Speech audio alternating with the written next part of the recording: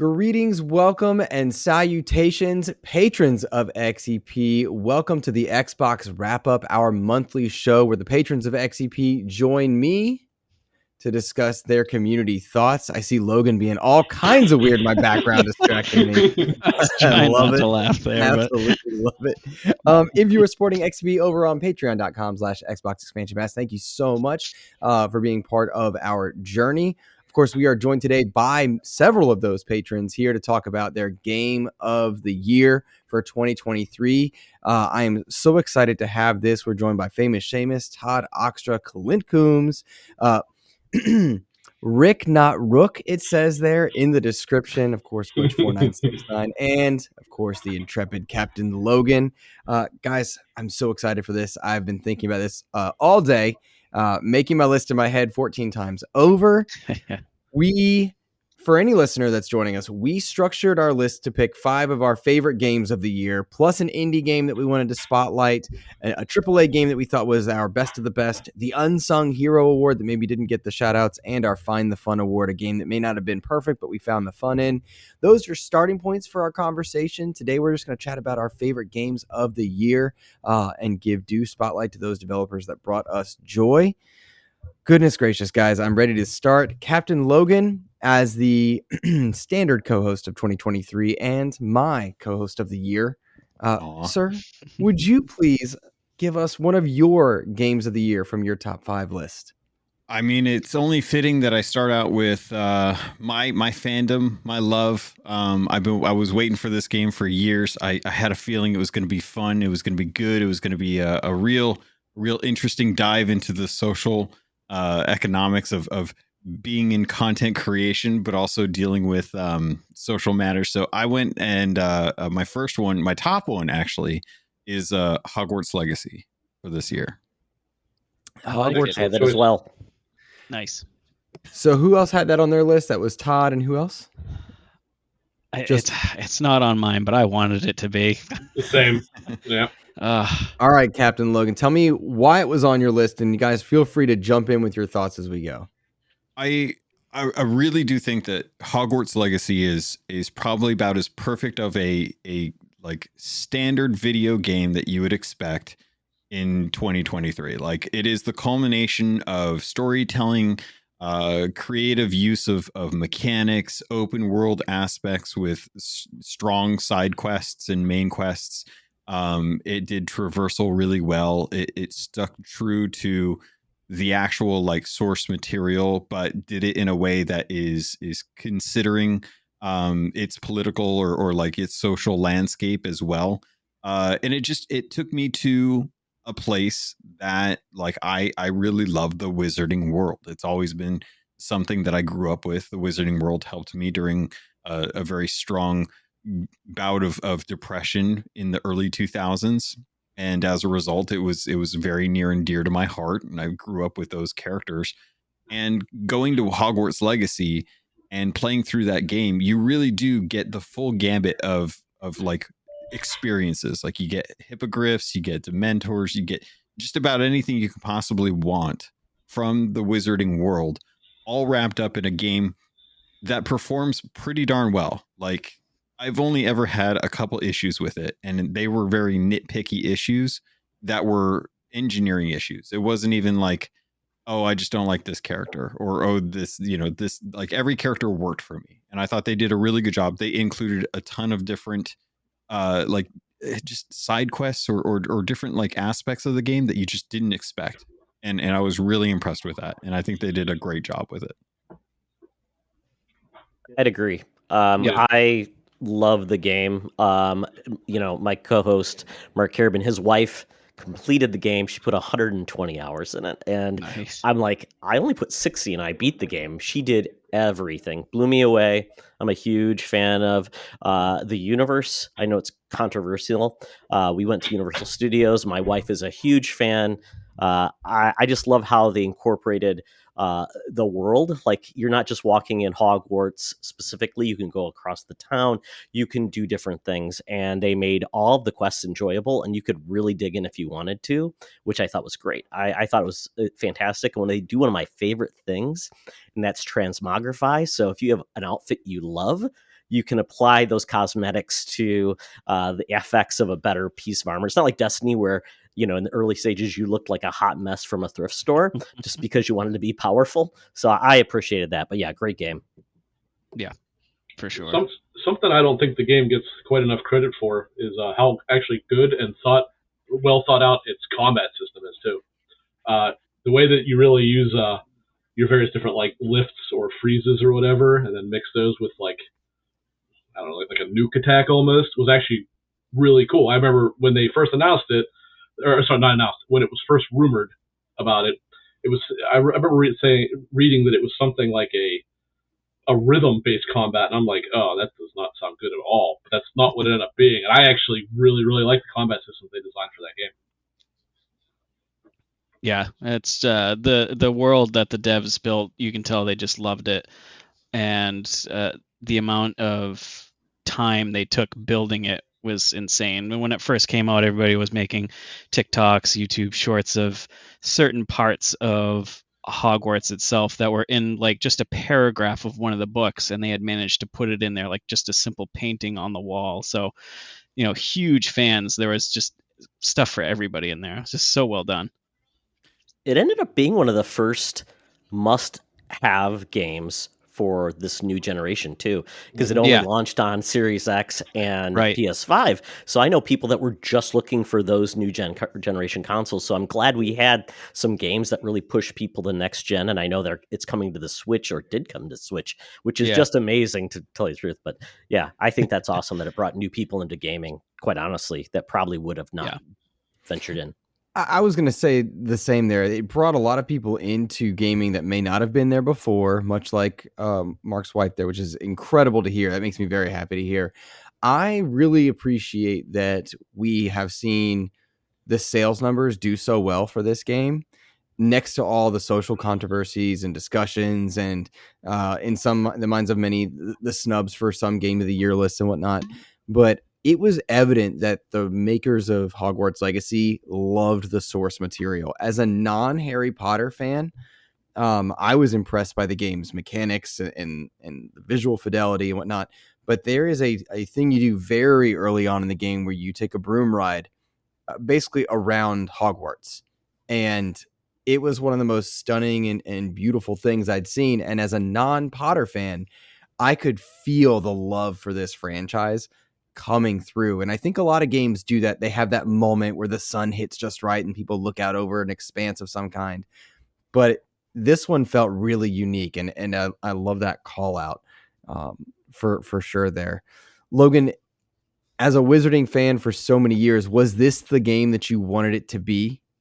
Yeah, and actually one of the things that I wanted to bring up too was the fact that not only was this approachable from non-fans of like the Wizarding franchise who enjoyed it as well too, but the fans that have been around and have like invested in things like Pottermore and chosen like your had your house picked for you, and picked out your wand and picked out like your Patronus, like all of that information you could link up to through the WB website and get that pulled into the game. So if you wanted to start off the game with the history that you had already had as a Wizarding World fan, that would be brought in. So like when you went to go choose your house, or when you went to go get sorted into your house, if you had already linked up your accounts, the house was already picked for you. It picked the exact one that was yours. When you went to go get your first wand, it would be the wand that you had in your account. Like, they went to a lot of trouble to try and make this the like epitome of what it would be like to go to Hogwarts. And I think they absolutely nailed it. And I don't think that there's too many worlds too many games that have been based on existing worlds that have been able to do that so well. Yeah. We did a great job having things from both the movies and the books as well. There's plenty of things that are in it that are in the books, but not in the movies. I mean, you encounter Peeves all the time, and he's never in the movies at all. So I thought that was really cool too. Yeah. Anybody else have comments on Hogwarts Legacy? Looking like no. I'll bridge that topic to one of the ones that's on my list, and that's Jedi Survivor. which was another, very much like Todd said, like a must-have game, set a tone for this generation in terms of like graphical fidelity and universe immersion. I'm curious if that landed on any of your lists, Jedi Survivor. Yep. That was on my top Clint's? 5. No for Not on my famous list. Seamus. No.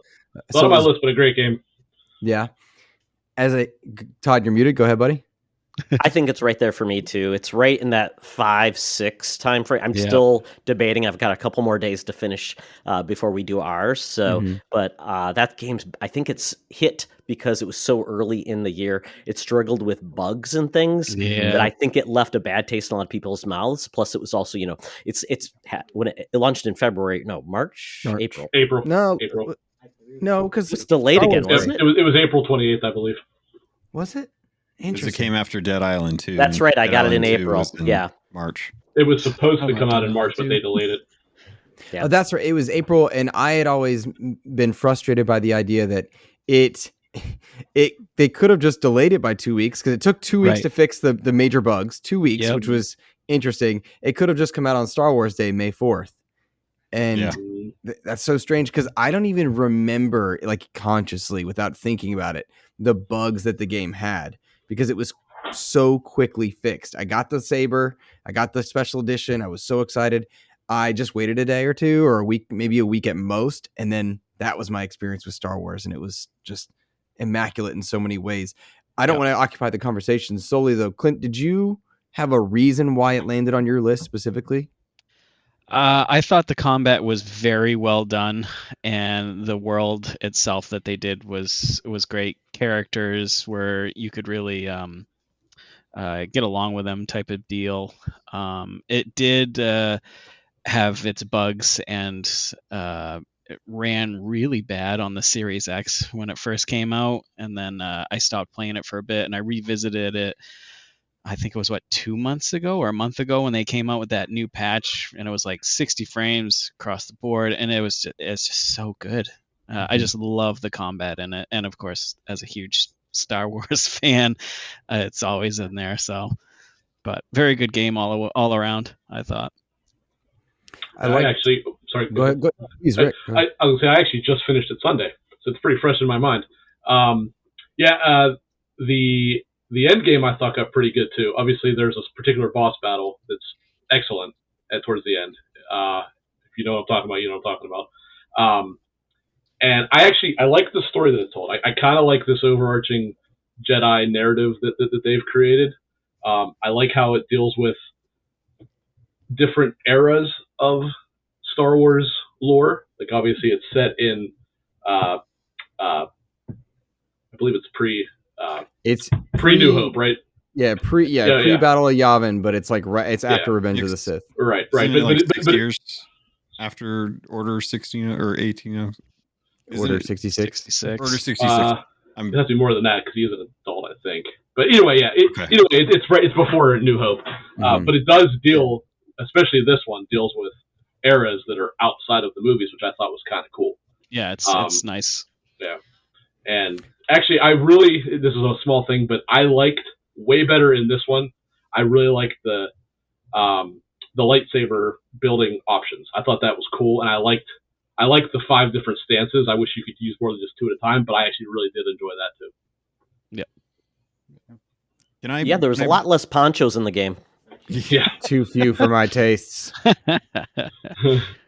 Logan. Oh no, Seamus, go for it. Not to lie, it would have been on my Game of the Year list, but then I was trying to 100% the game, but then I encountered the glitch with the bounty hunter quest line. And I had to stop playing for a month after that. So that I knocked it from the list into a non-rating medicine, but I still had an extra time with it. But the glitch did really get bad taste in my mouth, and probably next time, the next Jedi game, if they make it, I'm probably they'll wait a few months to actually get it. That's a logical thing to do, though, for any game, I think, in this gen, is to wait a little bit. But I understand what he's saying about like something kind of being there to stop you from wanting to play more. For me in Jedi Survivor, despite it being on my list, I was very frustrated by a story that I thought was very predictable. Despite, like, I could see from the very beginning, I was like, oh, this is our antagonist. This is our actual thing that's going on. And that did leave a little bit of an odd taste in my mouth. But Star Wars right now as an entity, as an IP, between its Disney Plus shows and whatnot, is building behind the sequel trilogy with some of the prequel characters of Cal and Ahsoka, bridging a gap towards the sequel trilogy. And that's Dave Filoni and Jon Favreau doing that with Mandalorian and Ahsoka, etc. But I like that aspect of it because they're building ways for us to see these new kind of these new characters exist in a universe where these other characters were meant to be pillars. They're kind of holding up the rest of the universe in a unique way. So I liked Jedi Survivor for that front. I think. Oh, go ahead, Logan. I was just going to say there were two characters that I think really stood out for me with Survivor that are kind of my favorite bits because they're the levity in the Star Wars story, which I think is so tangible, but also so necessary for a lot of Star Wars. Like we have, cute cats or little droids, or there always has to be some sort of like comedic character. And I think they absolutely killed it with Turgle and Scuba Steve in this game. Those two characters were so worth every minute like spent hanging out with them or seeking them out or finding them randomly. Like the number of minutes I would just waste sitting there talking to Scuba Steve about whatever weird fishing excursion he on, the history of his life and stuff was so cool. And I really hope that they continue with future Star Wars Jedi games to think about like ways to kind of bring in those types of characters that don't necessarily have to be like a droid that's constantly following you around. I could never not hear Raz when Turgle was talking though. Yeah. That was the problem. I think you mean Invader Zim. Yeah. Oh yeah. Yeah, I appreciated that they did give you more of a hub to connect with people this time, which was great. You could plant if you want. You could then do bounty hunter quests. And I loved how they built out that world. Marin has become slowly one of my favorite Star Wars characters of all time. I love the relationship. Star Wars doesn't do romance very well. Usually ends badly for everybody involved. Nobody makes it through a relationship in Star Wars, but I love how it grew. Oh, geez, yeah, exactly. There's a certain organization that really likes sister-in-laws and that type of and stepsisters. That's already covered. Sorry, let's move on. But what I loved about this game as a sequel, it didn't do the Metroid where you lose all your abilities. I despise that. I love the fact that it just added on and really expanded to the point someone talked about the stances, all the different lightsabers, adding in like a gun to the combat was amazing. I loved it. And it's the perfect way you do a sequel. You build upon it, even make it better. And I really respected that they weren't afraid to go forward and make you even more powerful. Yep, that was definitely an awesome part that they did for sure. Well, the combat was decidedly improved over the first one as well. Yeah. I thought I typically just used single and double bladed, which is obviously the stances from the first, and I thought both of them just felt infinitely better than what they did in the first game too. I would say one thing that was interesting to me is that in Jedi Fallen Order, its prequel, I had moments where I was like, oh my gosh. Whereas in this one, any oh my God moments were technical. I was like, wow, we've got a hub to travel around and try all these things. Wow, we've got this beautiful landscape to travel between planets, but also I have Marin there. I never had that one moment, such as the climactic battle in Fallen Order, or a moment in Fallen Order where his saber, he splits it, and I was just like, wait, what? And I didn't quite have those moments in Survivor, but it still felt to me like a special game. Did you have a? I can name. Oh, sorry. I can too. Interesting. Okay, so you guys had those moments then. Mm-hmm. Yeah, it was. It was the Marin transportation or whatever you want to call that ability. That was awesome. I'm like, the traverse was so much better in this game, and when Marin's abilities to yours, I just felt so dynamic and cool. Yeah. For me, it was going into the Lucre Hulk. I loved it when you went into the Lucre Hulk. I thought that was so cool. That was a good one too.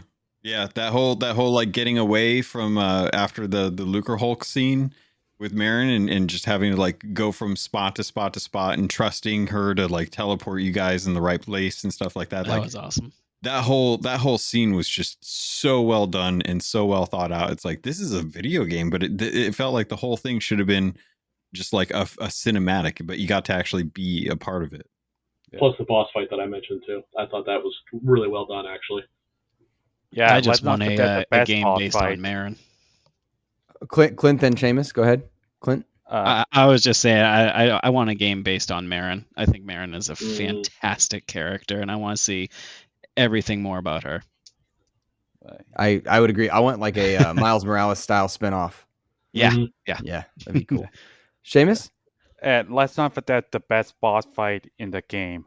Wick the door detonated. Way to go, Wick. Yeah. Go ahead. That was awesome. Yeah, wasn't that it was the boss? You see it come up, and it's like, oh my god, it's the technician or whatever, and then you just kill him. Sorry, spoiler. Did I spoil it? No, you didn't. Rick the technician, definitely well worth it. That is a good point and a good call out. That's good. Any other closing comments on Jedi Survivor, guys? The one thing I will say, it's more of a hope for whatever the next one is. I would like to see them do more with the Inquisitors again. That was one area where I thought this was a misstep. I think the Inquisitors are awesome, and that single-handedly made Fallen Order really good. Make them the main antagonists again for the third one. That was my problem with it as well when I talked about antagonists. And having watched Ahsoka and having played Jedi Survivor, they are consistently concerned now with extragalactic stuff, and I like that because it's a nice way out of some of the writing of the primary and sequel trilogies. But I do feel like we need to come back to some Jedi Sith-esque elements to bring this trilogy to a close. That doesn't mean I don't want them to explore other stuff, but I think Cal's story is a Jedi Sith story versus some of the other stuff. That's a good point. Rick, why don't you give us one that's on your list, man? All right. I'm not going to go in order, but I will put one that I'm fairly confident I am probably the only one that has this on my list. But that would be Final Fantasy 16. That's on mine. Okay, well, I stand corrected. It's on mine as well. Loved that game. Oh, nice. Yes. Okay, so certainly complaints are valid with this game. Its pacing is all over the place. It is absolutely not an RPG, despite being Final Fantasy. But damn, it doesn't matter. Because the story is so good. The characters are so good.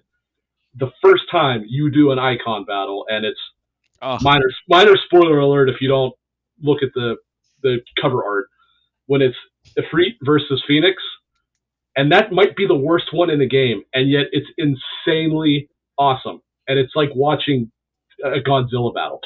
Right. And then it just goes, it dials it up to 100, and then in a late game, it dials it up to 10,000. It just keeps going and going and going, and it's so good. The voice acting is incredible. The characters are all really well thought out. I can't say enough good things about it, despite obviously it having its issues. It really does need certain things corrected, but the characters are so good. Just what a for a game that as a JRPG that has essentially a party of effectively 4 or 5 characters. Every one of them is just absolutely awesome. I keep saying I hope so much, and I'm sure they will, that Square Enix will make a PlayArts Kai figure of Clive, because I'll be the first one in line to buy that. They're making a Bring Arts, but I don't want that. That's a smaller one. But I love Clive. His design is amazing. Ben Starr, I believe, was the voice actor's name. He did such a killer job with him. And again, not an RPG, but the combat is a lot of fun. It's a little simplistic at times. It's not as good as like Devil May Cry, but it is still really good, and it makes you feel like a major badass. Yep. So. Yeah, if you want to challenge my son, I mean, he's never really played a Final Fantasy VII game. He played Rebirth, and he really liked that. He did 16. He wasn't sure if he was going to like it, but he saw me playing and just got so engaged with the story. He's like, I'm going to play too. But he is a better gamer than I did. So if you want to challenge, do it like on the highest difficulty. it will challenge you. But I thought that game was amazing. I haven't really played a Final Fantasy game since 7, like the original 7. So I wasn't sure if I was going to like this game. This definitely felt more like Game of Thrones in the storytelling. You mentioned that first battle between Phoenix and Ifrit. That was gruesome at the end. And I'm like, oh my God, they're not pulling any punches. And by all means, Sid is my favorite character in the game. The voice actor who is from Game of Thrones was amazing. I love the game. I couldn't stop playing it. My favorite party member, I'm actually not going to say who it is because it would be a story spoiler. But I think Clint, probably, if you beat the game, you probably know who I'm referring to. But he shows up fairly late in your party in the game. And I'm just like, man, he is freaking cool. Yeah, I don't know if you guys know who I'm referring to or not, but is it Sora from Kingdom's Heart or Kingdom Hearts? No, but I would have liked it if he was a party member too. So right. Sorry, it was Sephiroth. Sorry, no spoiler. Yeah, that one was. Jeez Louise, that one was definitely on my list. Same reasons everybody else has been saying, just fantastic all around, and I loved how it was more adult themed. Clive was a fantastic character. They're all really well done, but Clive was just awesome, and the battles, I enjoyed the combat very much. It was a little easy at times, almost like farming things was a little repetitive and easy, but that's also because I was over leveling myself as I usually do in JRPGs. But a fantastic game, and I was a little worried about it when it was first. Now I'm a huge Final Fantasy fan, so I'm always worried about them when they come out, but that one came out swinging, and very happy with it. And it's actually something I forgot to mention that can't be understated is how incredible the soundtrack is. It genuinely might be the best soundtrack of the year. It's up there. It's really that good. Yep. Are we all? So we're all covered on Final Fantasy. We've said our piece. I don't want to step on toes. I've not played, and I don't have that's not my realm. Logan, same. I went to the Tower of London to get photos with it. Haven't played it with the sword there. Did you really get a photo with it? That's cool. Yeah, I did. I got photos of this goofy sword they put in the Tower of London. That's cool. That's cool. I do hope that franchise is able to build bonds with Xbox, because it felt like they were going to at one point, but now I feel like they're veering back away from it. We'll see what Square Enix does, but I'm really glad you guys got to enjoy that one for sure. For sure. You actually might like this one, dude. It might be worth it for you to try the demo. It is really? It is more action than Baldur's Gate. Absolutely. Definitely. It's like Devil May Cry. It really is not like a Devil May Cry game at all. Yeah. It's like everyone said, Devil May Cry with a sprinkle of Final Fantasy. That's It just comes down to whether or not Luke can look past the anime designs and the need to have a story while also having action. It will be difficult. It will be difficult. I would say it's not very anime style I don't think story, so though. I felt very Western story based, especially with the quality of the voice acting. Nothing came out very weird and awkward. Right. Or it was like, oh, yeah. Yeah. It's very adult themed. I liked it. That is my biggest issue with anime stuff, is that it does feel weird for me. I don't know. So. Try the demo. Feel weird? Try the demo. It makes you feel weird down there? No. No. Man, I'm liking this too much. Oh God. Todd, now you are condemned. Tell me one of your games on your list, my friend.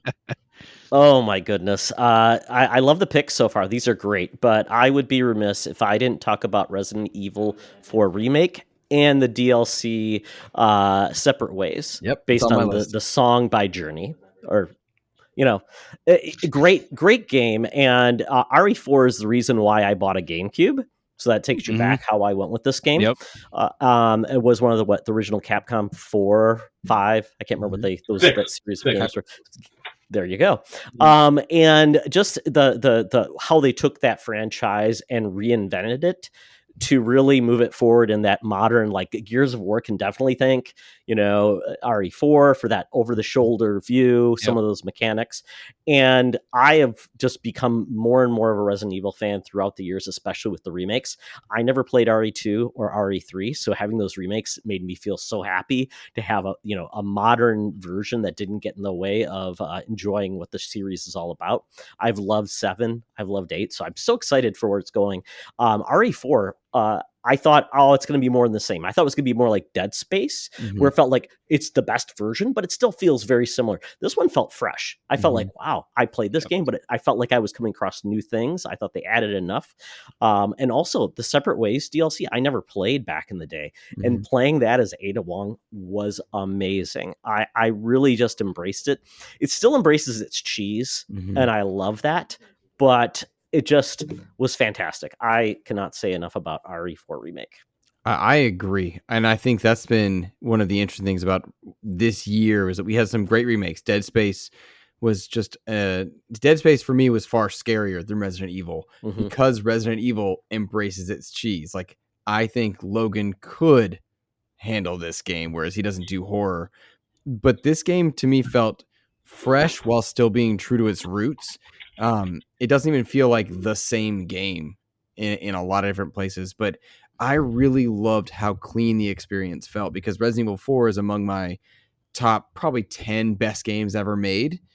If I had to go back in terms of time, because of so many games can thank that over the shoulder action element, but it does not age well when you go back, having played a lot of the more modern games. And so this remake allowed new players to experience, paid wonderful homage to current gamers that had played it back in the day.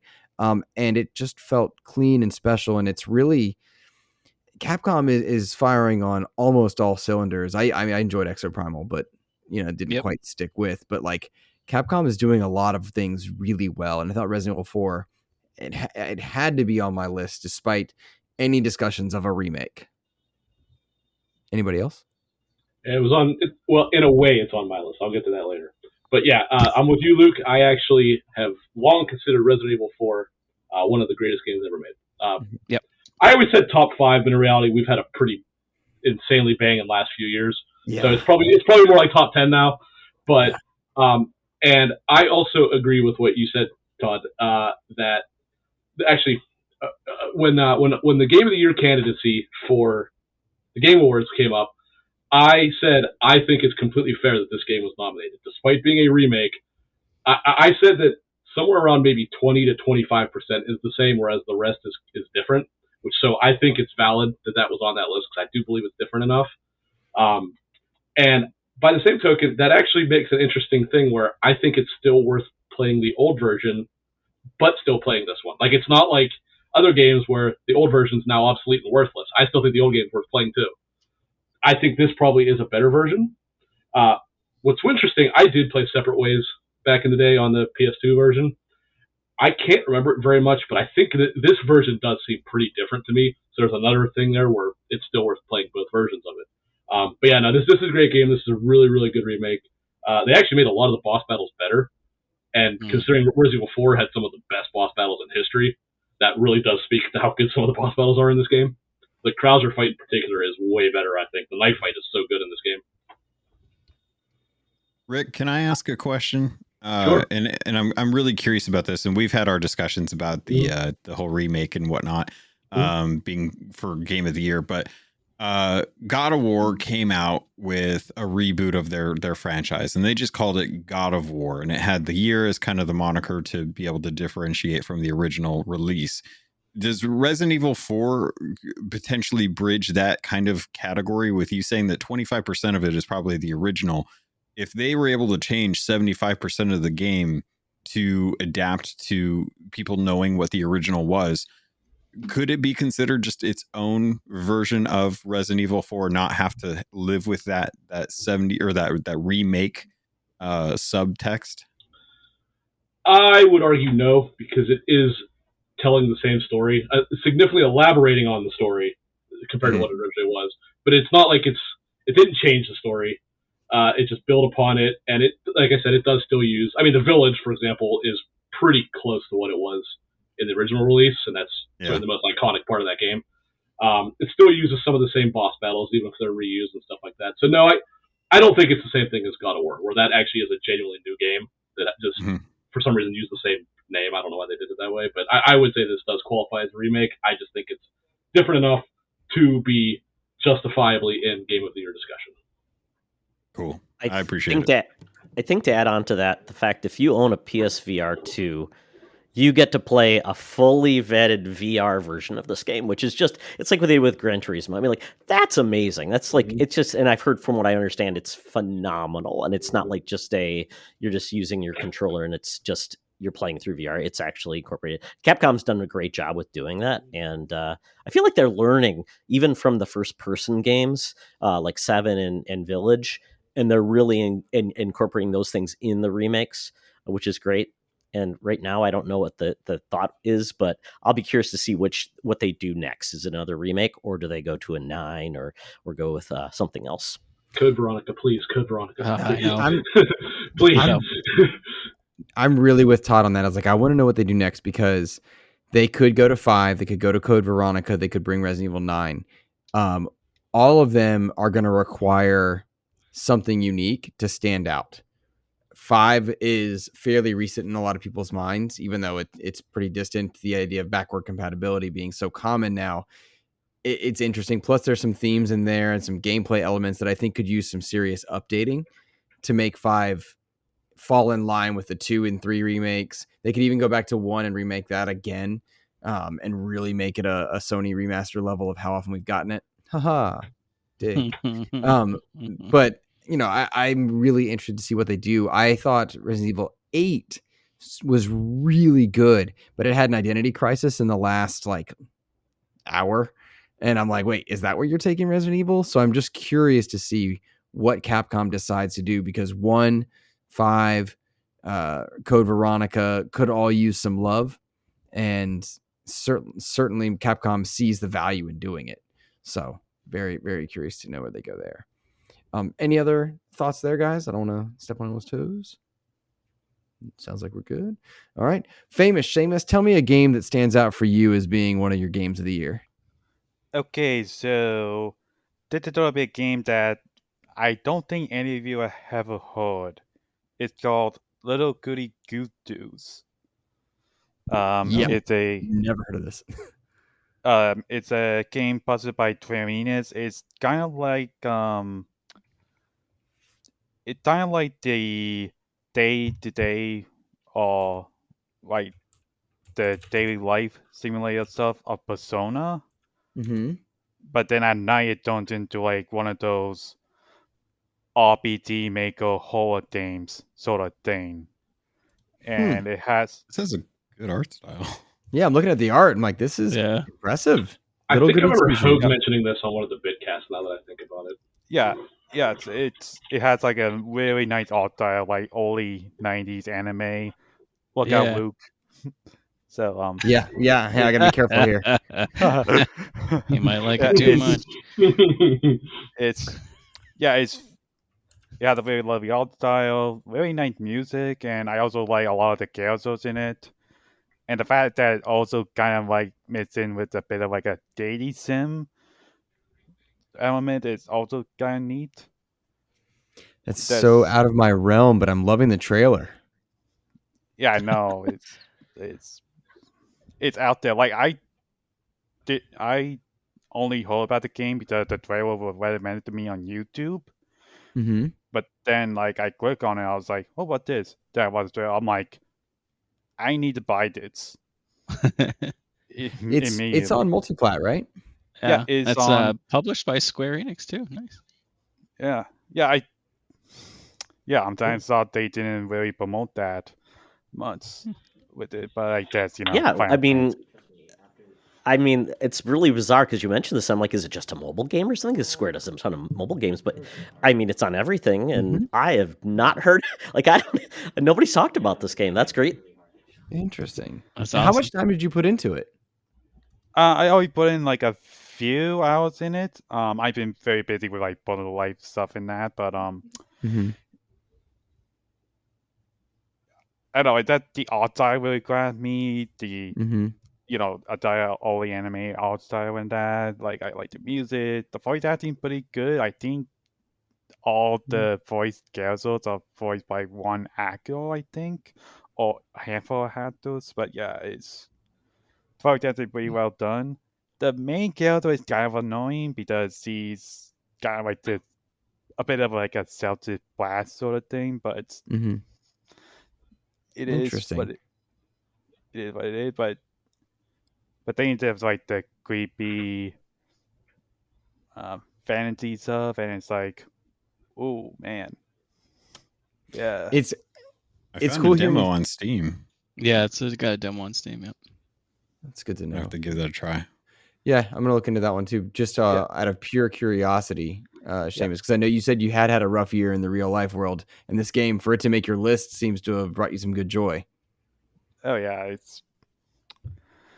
it definitely came out last year. It was like, oh, neat. Very cool. And Todd put in the notes, or the chat rather, it's published by Square Enix, but it was a Portugal-based indie dev called Astral Shift. Interesting. I'd never heard of them. Todd, had you heard of them before? No, I hadn't. I was surprised. I thought this was going to be a Japanese studio, and it's not. Yeah, I know cool. I know they've done like apparently audio game they've done something called Pocket Meal, and apparently this is supposed to be like a prequel to that game. So Very Okay. cool. Both of these games are rated very highly with a lot of reviews on Steam, apparently. Yeah. Like one's very positive, one's overwhelmingly positive. Like I don't know who the studio is, but I'm gonna take a look. Yeah, they're doing something right. Yeah. I do really like the art style. It's almost like a Vanillaware type of thing. Yeah, this is like probably one of those hidden gems of the year that I just like. I'd never heard of it until you said it, Seamus. Yeah. Very cool. Yeah. Awesome. That's the thing with this year too. There's so many like hidden gems that just got overlooked because of the bounty that we had on everything else. Yeah, big time. I think there's been over 6,000 games released across all platforms, not including the 80 billion mobile games. So imagine that. It's just crazy. Try to keep up. In the last month and a half, yeah. Yeah, such a good year for games. And next to it, and like every time, so this is where social media is good and bad. Every time I want to even say how great this year has been for games, I feel like I've got a commenter or somebody else in my mind who is correctly, though not in the spirit of my statement, pointing out how many jobs were lost. And I'm like, yes, those are apples and oranges conversations, but I appreciate the point. It's well made. It is a great year for game releases, and I'm just so impressed. Thank you, Seamus. Good inclusion there. I never would have. Yeah, it's awesome. Right. Good call. Thank you. Let's see, Clint, have we heard from one of your lists? Nope, and it's gonna be the popular one, but Baldur's Gate 3 for me is my my take for the year. All right. Anybody else have that land on their list? Does it count if I bought it on Steam? It counts. Yes. Oh yeah. I haven't played it yet. Does it count as game sharing with my brother? Okay. He's game sharing with his brother. Dope. Logan, did you say you're playing it too, Logan, right? Yeah, I'm like 20 hours in, and I still feel like an idiot.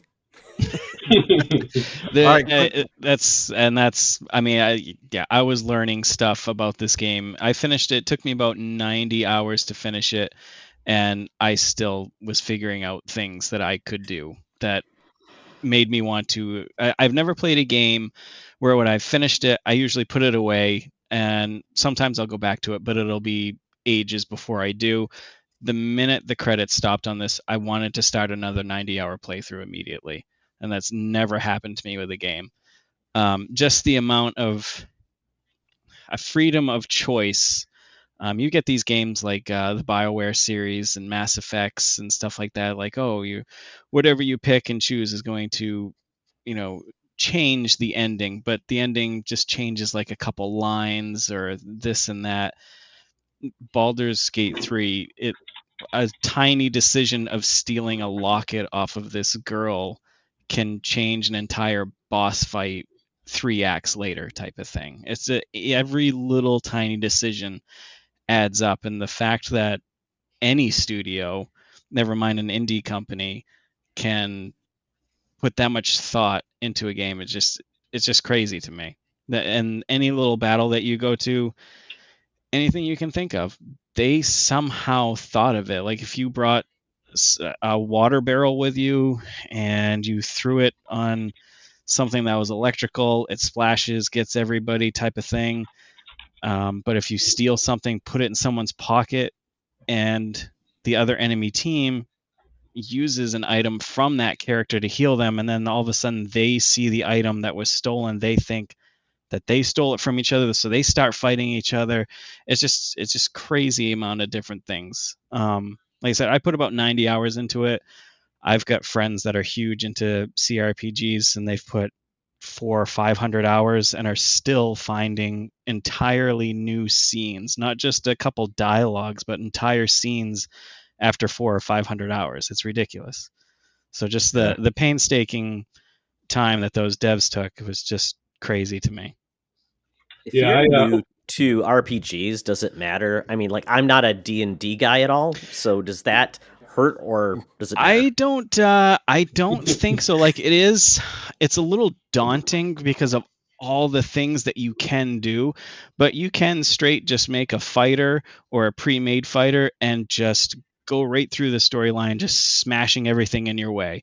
One of my friends made on purpose an orc that had 0 intelligence, couldn't speak, and literally was just going through, and pretty much all of his dialogue options were just roaring at people, and that's how he went through the game. And it changed all his scenes because characters were interacting with an orc yelling at them for the entire 90 hours of gameplay. So yeah, you can do anything. It can get very, very deep if you make it, but if you're also new to D&D or turn-based, it's very it definitely holds your hand if you want it to, type of thing. So as deep as I say it is, don't get scared by that. You can easily go through a first playthrough and feel comfortable, and then that whole time think about, oh, now I'm comfortable with this, maybe I'll try a different character set. Like instead of being a fighter, I'll try a warlock, so I can start casting teleports here and this and that. So I think it's a little overwhelming at first, but I wouldn't just give it a couple hours to warm up, and I think you'll be fine. The going from admittedly great Divinity Original Sin 2 to this is one of the most insane glow ups this industry has ever seen.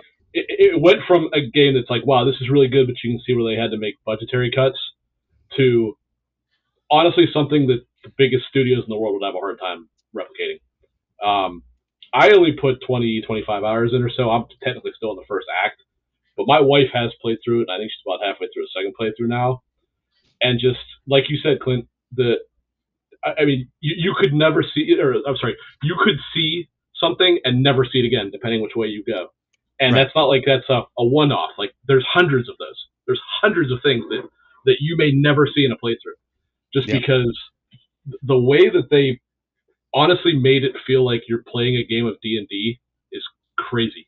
Because like the something you didn't mention is the way that the narrator works. It actually sounds like a dungeon master telling you what's going on. It's actually really cool.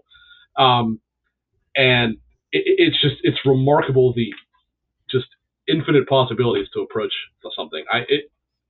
I've never seen a game that has the open-endedness of Baldur's Gate 3. It really is. It deserves every bit of acclaim that it's got. Yep. I'm really curious to see the impact that Baldur's Gate 3 has on the industry, because Baldur's Gate is a name that was known to gamers, but that was about it. Like, it didn't have IP panache outside of that. But I anticipate a world where we see, and I'm spitballing, but like, catch my meaning, where we see a Diablo style game in this, or a Fable in this, or something like where it's a known IP and they take this formula and apply that IP to it. And I'm really curious to see how developers react to this game, because one of the things that's forgotten by many is that this game was in early access for so long, meaning that it was gamers that were contributing to its development and saying, hey, if you're going to make a game like this, include X, include Y, adjust this, tweak that. And while that's really difficult to make happen for a lot of studios, Larian pulled it off in such a way that I think it's going to have industry impacts well beyond this year and next. At least that's my anticipation. Yep. Yeah, for sure. I was going to say, I really thought In Exile was going to be the studio at Xbox that was going to make this type of game, but they're making a game that's like, I'm blanking on the name, the Ken Levine game. I know what you're talking about, and I can't remember BioShock. the name either. Yeah, but they're that's not an Exile making that. That's is it? I thought that was the other studio. It is. Oh, no, really? it is. That's why I was like completely like they've never made a, yeah, they make like typically they make Wasteland and those type of games where it's like the same style as those. So I was really surprised that they're not doing it. So then I think the game that's going to come up to the hard lens against that, Luke, is Dragon Age, because that's the next big RPG. Yeah, Uh, it's been forever, and that's going to be tough for them. I think Baldur's Gate 3 made BioWare just go, oh my god. right when we thought maybe there was a chance of us digging ourselves back out of the hole, that comes out, and now, I mean, there's no way they're going to compete with that. So the rumor's always been about Dragon Age Dreadwolf being almost more like an action game. They better hope that's true, because they can't possibly make a D&D style game. It'll never stand up to scrutiny against Baldur's Gate at this point. Agreed. For sure. Logan, you have played a lot of Baldur's Gate, and you said you still feel like an idiot. Should Todd be nervous to jump in? And we heard Clint's take. What do you think?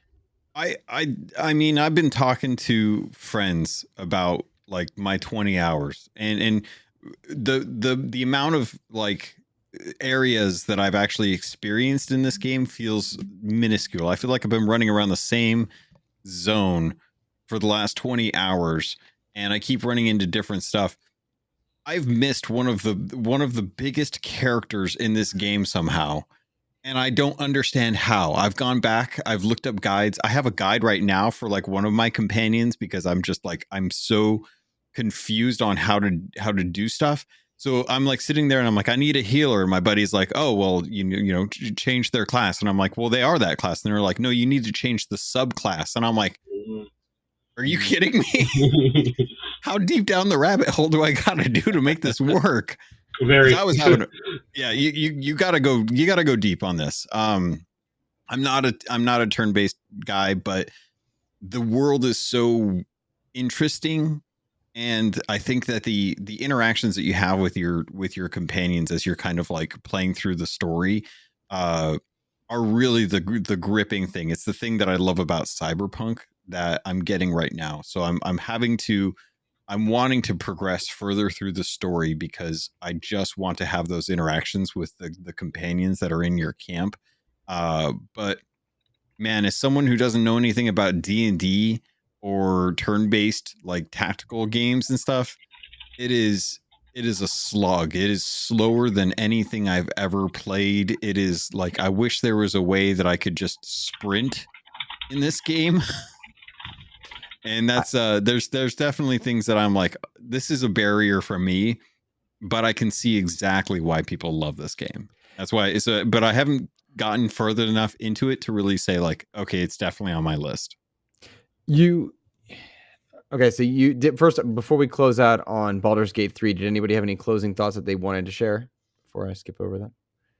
I was just going to say, back to is it scary to jump into it? So like I said, my wife has played through it. We played a small amount of D&D in a private campaign, but she really didn't know the rules. I mean, much more than I did, frankly. We just kind of were guided through it by the girl who was our dungeon master, and she figured her way through this game. So in all honesty, you can do it. The game does a pretty good job of I don't want to say teaching you the rules, but it does a pretty good job of teaching what the different things do, and you can really figure it out on your own. If you set it to easy, which I think is what she did, it doesn't push back super hard. You can make the game insanely hard if you want to, but if you set it on just easy, you can usually find your way through it until you kind of get your feet under you and are comfortable with what you're doing. I do have one question about it. This is just really quick. It came out on PC first, and then it came to PS5, and it's on Xbox now. I have it on Steam. How does it play? Is anybody playing it on console? And how does that work, considering the depth of menus and everything? That's what she's playing it, but I'll let Luke answer it. Or Logan, I'm sorry. I saw he raised his hand. I would say like I'm playing on Xbox. It's been a little challenging. I would say like there's definitely times where I'll want to move a character or move the camera or jump in a certain place or do something in combat, and I find myself fighting the fact that sometimes my cursor gets locked in one spot, and I either have to like zoom in or zoom out or change menus or re-queue up the spell or something like that. And I've struggled with the actual controller aspect of it. But everything else is kind of tied to like your radials, and you can kind of move between them. The layout is so bizarre that part of me wants to pick it up on PC just so that I can be more familiar with it, because I feel as someone who's more used to like MMORPGs on PC, I feel like I would probably enjoy this a lot more if I wasn't fighting the controls. Yeah, you definitely would, because it actually the way the quick bar works on PC, it's pretty similar to how it works in various MMOs. Yeah, and to comment on that, like I'm a fan of the Larian's past games, like Divinity, stuff like that, and I've played them on PC. Absolutely loved them. And then when like Divinity came to Game Pass, I was like, sure, I'll get some achievements, play through. I couldn't stand that game on a controller. Couldn't stand it. So I think it's one of those games that is. I'm glad that everybody gets a chance to play it, but the best place is PC type of deal. So good choice on the Steam. With during Logan's comments, he mentioned Cyberpunk 2077, and I know for a lot of people, Phantom Liberty makes their list, and that brings up a number of conversations of should it count, should it not. Luke Lohr, is not in the. I've not played it, so there's an inherent flaw in this logic. But like to me, it shouldn't be there because it's an expansion. But I know that it makes a lot of lists, and I know that you guys have played it, and so I want to invite you to talk about that because I don't have the experience in it, and I could be very well wrong. So, if I may, don't worry, Cyberpunk will come up later in this podcast. Just put it up there. I can bring it up right. It was on my list. Okay, well, good. I 100% put it on my list because it was the thing that pulled me away from Starfield, and I was engrossed with Starfield when that came out. I was loving it. I had so much fun. It was the Star Wars game that I wanted to play, that was more of like the venture out and let your actions have consequences, have your decisions matter, things like that. It was kind of like a new version of a Mass Effect. But Cyberpunk brought me back to a Night City that I was not expecting. And the story that they told with Night City was compelling, condensed. It was self-contained. But if you were to rip that out and sell it as a Cyberpunk game, like a Miles Morales, I think that you could 100% get away with selling the expansion as a standalone game without needing the rest of Night City. Interesting. I think that's like their last bits of expansion for The Witcher, Blood and Wine, and Hearts of Stone. Those felt like standalone games, and Blood and Wine, I like. Mm-hmm. Yeah. I think those were just a great experience. That it happened to be one of the best things that came out that year. So I think if that's what brought you into the game, I think it's worthy to be on someone's list. Yeah, I haven't played it. I was just gonna say I will save my Cyberpunk thoughts for later because they're slightly different from what Logan was talking about there. But I'll save what I have to say. All right, well, fine then. Okay, there it is. You pushed him. Cyberpunk I had under my AAA thing. Reason being because, so I am not exactly talking about Phantom Liberty, as I have not actually played Phantom Liberty yet. I'm talking mostly about the 2.0 and 2.1 updates, because that took what was, in my opinion, a really good game and made it genuinely one of the best Western RPGs ever made. I cannot emphasize enough how much that totally changed the whole thing. I know Logan agrees because we've talked about it. The way that they changed how all of your skill tree works is so much better and so much more authentic to what the universe they were trying to build. And so basically, I actually ended up restarting the game when that came out, because I tried initially to stick with the game that I had going, but I was like, man, this doesn't feel natural, having to like respec everything. I want to like learn this character and this build that I'm doing naturally. So I was like, and you know what? Besides that, there's probably a fair bit of new stuff early in the game that I'd be past now that I wouldn't see anyway. And I'm actually quite pleased that I made that decision. Just like Logan said, I was all the way in on Starfield. Then this update came out and I tried it, and now I can't tear myself away from it. When I turn on my PC, it's the only thing I want to play. I just want to play Cyberpunk. They've just, and then with the 2.1 update, so it obviously was nowhere near the just game changer that 2.0 was, but they added a bunch of little things that just makes the role-playing experience better. As dumb as it sounds on paper, the metro system is awesome. Like, to the point now I refuse to use fast travel. I just won't do it. I'll either drive somewhere or I'll take the metro everywhere, or I'll walk. The ability to use the radio when you're walking around is a small thing, but it's cool. It makes it so you're not just walking around doing nothing. And it was intelligent design, so when you're getting near like story elements, it automatically kicks off. Or if you have to hear background music that they're playing, it kicks off. A bunch of other little things. They really improved bikes. They really improved. They added some new like swords or something like that. They really took this and made it an absolute masterpiece of a game. Clint, you started to say something about Cyberpunk? I was just saying I haven't played the Phantom Liberty add-on, but from what Logan and Rick have been saying, and what I've heard plenty of other people say, is that they have compared it to Blood and Wine of The Witcher 3. And I remember when Witcher 3 Blood and Wine came out, a lot of people said the same thing. They said if this came out as a standalone, like if it came out 2 years after the game and was like, here's part 2 of Witcher 3, they would have said that, yeah, game of the year for this as an expansion. So I haven't played it myself, but from what CD Projekt Red has done in the past well with their expansions, I can see that as being able to go on a list for sure. I'm anxious to see where they go with it. I feel bad because I feel bad for CDPR, specifically because they're switching engines, and I feel like they finally got this one right. And the developers that worked on it should get all the praise in the world. I played I want to say 2.0 update, maybe 2.1, not Phantom Liberty.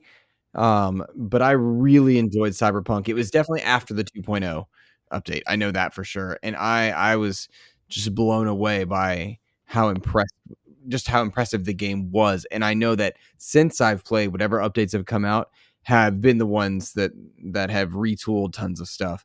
And it's really cool to me to see that like this game is an RPG-esque game that gets all the praise in the world. Baldur's Gate does the same thing. To me, Diablo does something else. There's something about role-playing games, or the variants that come with that allow you to immerse yourself into the world, and CDPR seems to have cracked the code in a very different way than some of the other ones we've mentioned. So, any other closing thoughts on Cyberpunk before we go to our next one?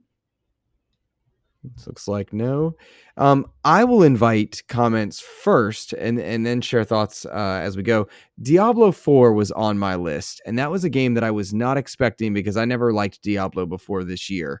So I'm curious if Diablo IV made it for any of you guys. Did it land on anyone else's list? Yeah, it did on mine.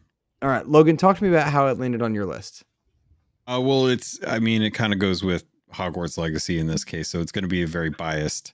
But I grew up on Diablo. It was like right next to Warcraft, Orcs and Humans for me on my 1995, PC Packard Bell back in the day. So Diablo 4 has had ups and downs over the years. I think 3 was a down up until Reaper of Souls, which was its expansion. And then there was a lot of like Hadoo about the auction house in the end, the end game for it.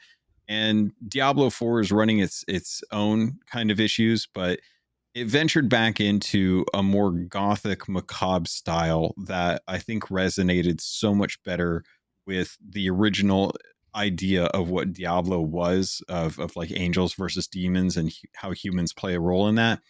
And to have Lilith be kind of like the main antagonist for the game, but see the story that they were telling with her and Anarius, I think that it really did kind of address one of the main issues, is that perspective tends to be everything, even on the scale of angels and demons, and who's right and who's wrong in a situation when you're dealing with the lords of evil and stuff. It's kind of crazy to see like humans interacting so freely with these entities, and to have that in an action RPG in a franchise that established what action RPG was.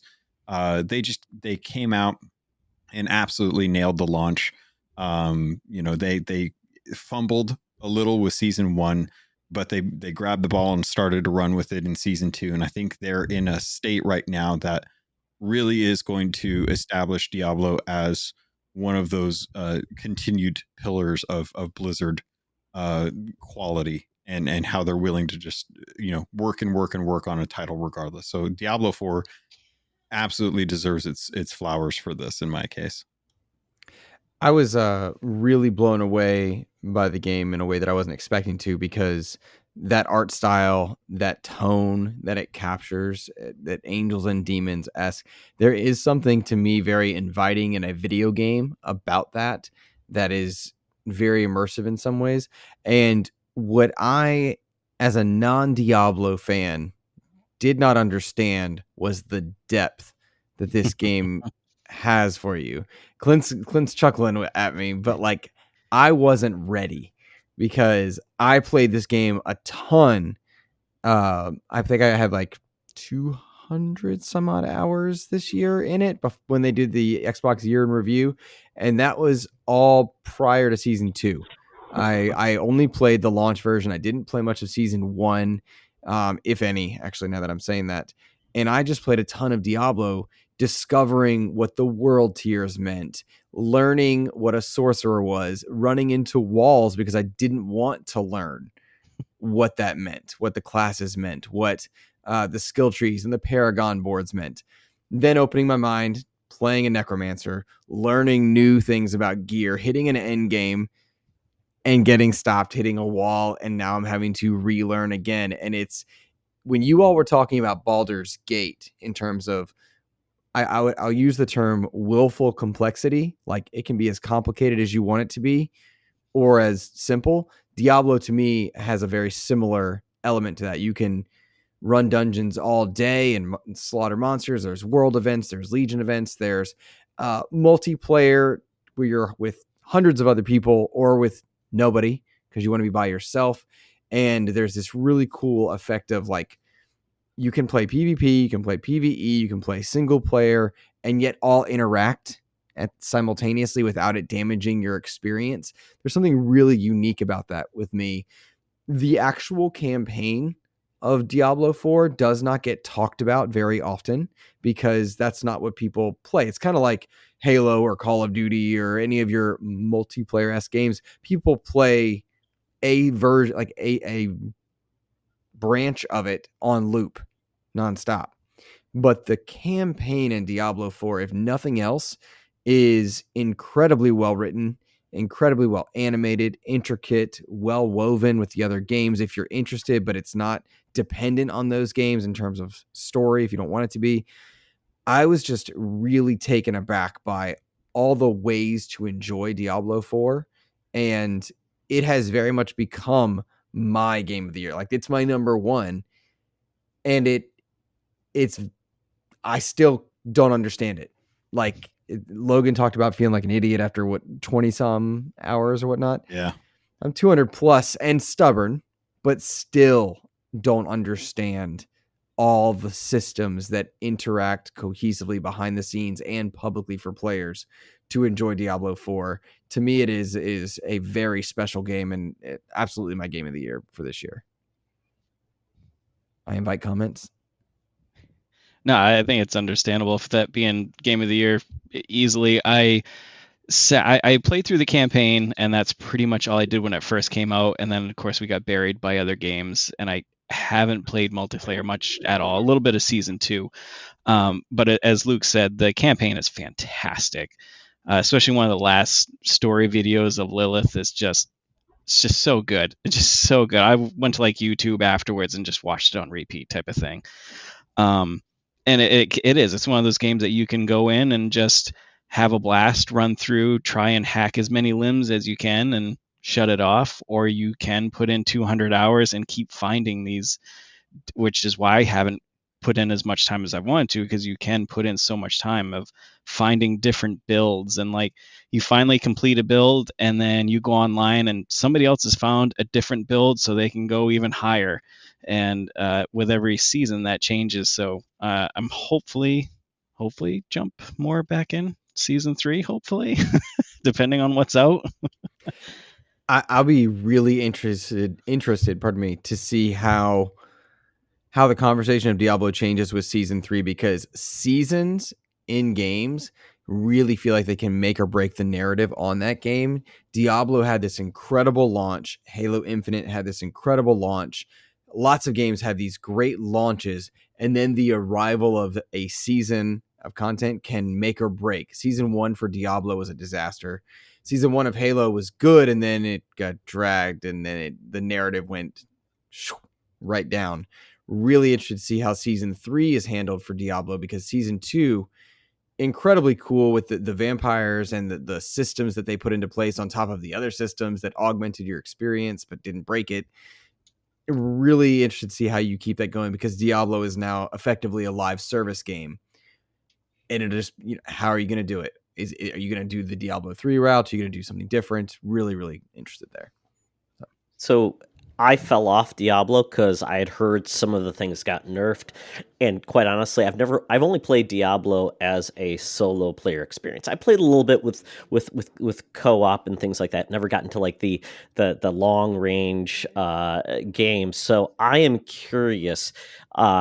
Do you think it hurts the game as just a standalone? All I want to play is really, just the main campaign, that they go and are adjusting the mechanics to the main game versus like other elements of it that is more for the more competitive games. Do you think that's a bad decision for people who just want to play their little bit versus, oh, that thing you liked, okay, we nerfed it, now it's horrible? I'm like, well, why should I get nerfed? I'm playing by myself. I don't know. That's what scared me off. I'd like to know it's in a good space, and I'd probably come back to it.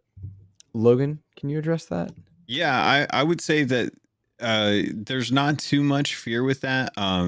With the seasons, thankfully, what they'll do is bring in new gear and stuff like that. But a lot of the borrowed power that you gain during those seasons tends to stick with the seasons. So you'll have a build and you'll have a character, and then when that season's done, that character will move over to Eternal. But if you have like your character in Eternal from like the original game, there's a good chance that there might be balance changes or tweaks that come that might impact it slightly, but not so much that I would say that it would break a build, or that they revamp builds so frequently with the seasons that if you were to skip a couple seasons and come back to your character, it would not perform nearly as well.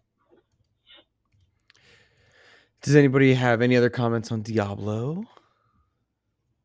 All right, Logan, what is on your what's on your list, man? Let's see. We've talked about just about all the other ones. There's one that I feel like I want to talk about, but it's not in my top 5 because I feel like we've covered a fair amount of good ones. But can I bring up my unsung hero? Bring up your unsung hero. All right.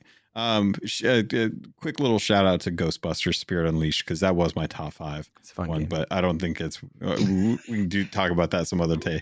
My unsung hero I wanted to bring up, because I think we'll have a good discussion about it, was Immortals of Aveum. Yes. And I think this is one of those games that, because it was a new IP, because it was coming from a publisher that has had issues in the past, and because of the time that it came out, you really had a hard time justifying picking it up because you just weren't sure, right?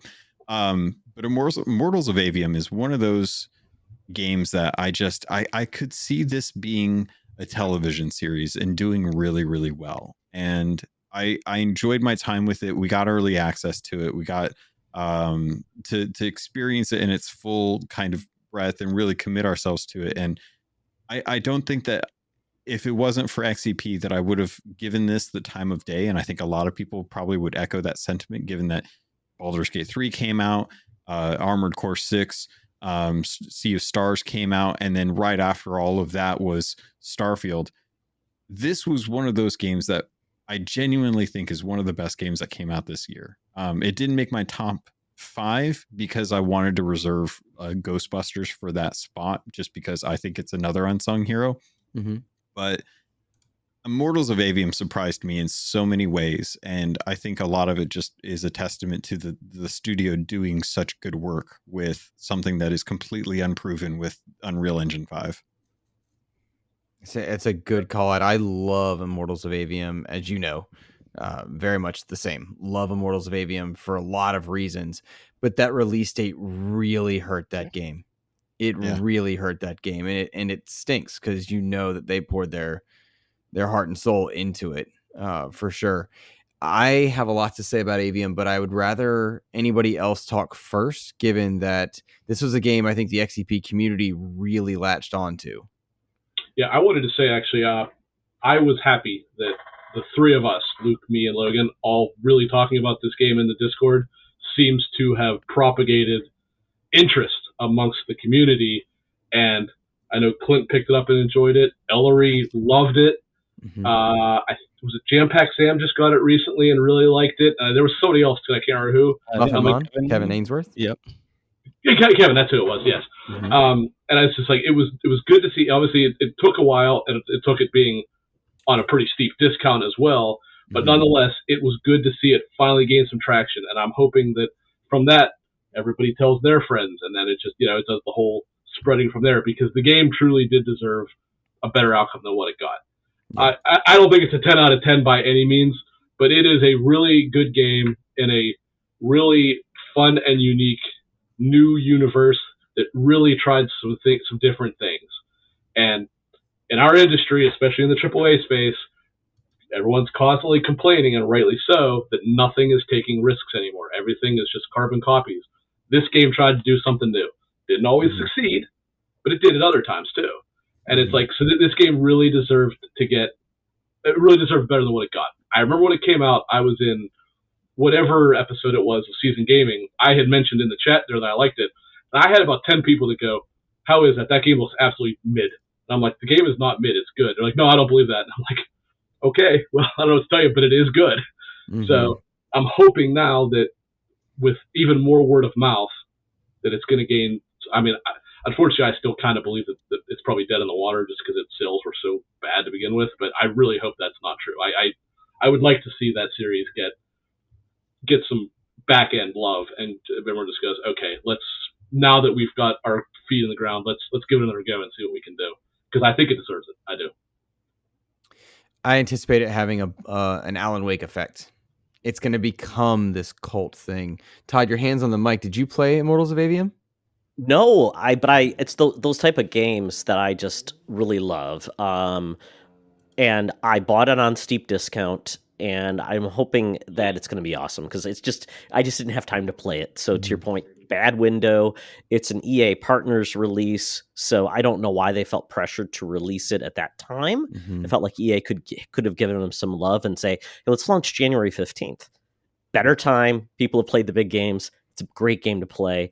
Luke, it's like a game you talked about, and I played at the beginning of this year, and that's Evil West. Yeah. A game I absolutely just devoured. I loved it. It was cheesy, but it knew what it was, and it was satisfying. I enjoyed that game. I'm looking forward to this. I think you'll have a lot of fun. One of the things that it's funny, we talked about Hogwarts Legacy and Jedi Survivor as being like, you have to play this for this generation. The use of Unreal Engine 5.1, which at the time, in full disclosure for anyone that's new to XEP, I did get to interview Brett Robbins, and because of that, he shared things with me that like they're the only game to use Unreal 5.1 to this date on a AAA release. Like, that's huge. This game competes visually with the best of this generation. and I'm really interested to see kind of how that's taken. And I say that in art style, like the sigils, the complexity, and the way they display magics are just really impressive. There was a conscious choice in the writing to not sound all, your mother wears drapes in the park. It doesn't sound like that. It sounds like the guys are talking about it, things to this day, but there's this really cool cinematic element to it. And I really do hope people check it out. I think it will have an Alan Wake effect, whereas Alan Wake originally was a cult classic and did not sell well. The people that played it knew it had something special about it. Immortals of Aveum strikes me as being in that same realm. And everybody that I know that has played it has jumped on it. Admittedly, they are members of the XEP community, so we have some bias into supporting each other and checking things out. But it's been a game that I was really happy to share with people, and that as people discover it, I think they find a lot of joy in it. It was clearly made with love and a lot of passion, and had the worst release date. The worst release date. There were just so many big games in the latter half of summer, fall, and then winter now that are deserving of a lot of accolades. But Immortals of Aveum is my unsung hero as well, Logan. It's a game that people need to go check out. It's not a you need to find the fun, because the fun is there. And so, Todd, your homework, my friend, once you play it, please report back and let us know what you think, because we really have become, as a community, kind of rallied around it in some ways. And so please let us know what you think. Push to the prologue, though. It starts kind of slow. Okay. Because wasn't there another game that launched in September? Atlas that Fallen. Was exactly. That was problem. I think a lot of people confuse those two games. Mm-hmm. They thought they were the same or something like that. So if this team doesn't get to make a sequel, I hope someone saw what they did with this game and say, we want you to work on something else. New IPs are hard to do, especially with a new team. Mm-hmm. So, I'm excited for it. I'll definitely play it. Shout out to Ascendant Studios. They're the ones that made it. It wasn't an EA original, but they are an independent studio. But it's hard to put them on an indie list when you publish by EA, right? They do own the IP, though, too. I wanted to point that out. So EA cannot nuke this. So long as Ascendant Studios exists, the IP is alive. Yeah. I really hope they are able to survive, because they were, to me, very special in terms of a developer. Yeah, it's not, as Rick said, it's not a 10 out of 10. However, usually I bounce from game to game, back to this game, back to this game. When I started Immortals, I pretty much played it right through, because I just had fun with the game. I had so much fun with it. And every game has its problems. So yeah, it had its problems, but I don't think there's a game in recent memory where I want them to grow the universe more than I do with this, because I see the potential there, and it can definitely be, especially after this first game, they've got the teething problems out of the way of the developing and stuff like that. I can definitely see the story and the characters and the world just exploding, and I really hope it gets to be able to do that. Agreed. Good list, guys. Good list for sure. Let's see, who's next? I think it's Rick. It's your turn. Yeah. Go ahead. All right. So I was going to wait on this one, but being as Todd brought up Resident Evil 4 earlier, this was one of my cheats. I did not pick a game. I picked Remakes as having a very good year this year, because I specifically called out Resident Evil 4 being one, Dead Space Remake being a fantastic remake that, in this case, did take a great game and made it completely obsolete, because in every way, shape, and form, this version is far, far, far better. And then actually one that I don't know if anybody else has even played in here, maybe Clint, but System Shock Remake, not getting quite the love that it deserves. It's just on PC, admittedly, so as of right now. But for those that don't know, System Shock is basically the great granddad of BioShock. It's a cyberpunk, futuristic, retro thing that has one of the coolest villains ever. It's this AI named Shodan that just goes completely rogue and goes absolutely nuts. And that is a game that, what did the original one come out, Luke? 1994, something like that. I mean, it was forever ago. Long, yeah. It's been a long. It was around the time the original Doom came out. That's how long it's been. So that game desperately needed, or I don't know if it's needed, but it deserved being brought to the future. And actually, I really hope they remake System Shock 2 because most people that have been around the PC space for any amount of time will immediately tell you that is probably one of the 20 easiest, best games ever made of any platform, period. Yeah. Obviously, Bioshock is the one that really kind of caught the attention, but I would argue that System Shock is actually probably a better game. It just never made it's by Warren Spector, right? I know the first was. I don't remember if the second was, but I think it was. But Ken Levine did work on System Shock 2, because that was back when it was Looking Glass before they became Irrational. And he made Thief and all them. The guy's just got an unbelievable history. He's just made some of the absolute finest games ever made. But the original System Shock is what's interesting is System Shock 2 way more of an RPG than Bioshock. System Shock 1 is actually very similar to how Bioshock works, where it's really more of a first-person shooter, relatively linear with the ability for some backtracking, kind of learn how to do hacking and all this stuff. But what's really cool about this remake is they didn't make it look like something new and shiny. They kept it looking like a retro game. So, because you're actually in like a computer system or something like that in this, right? You're a hacker. And so they made it look like, I don't know, it's almost got a voxel look to it, but not quite. So high pixel graphics. Yeah. Like it looks like a pixelated game, but in like extremely high resolution.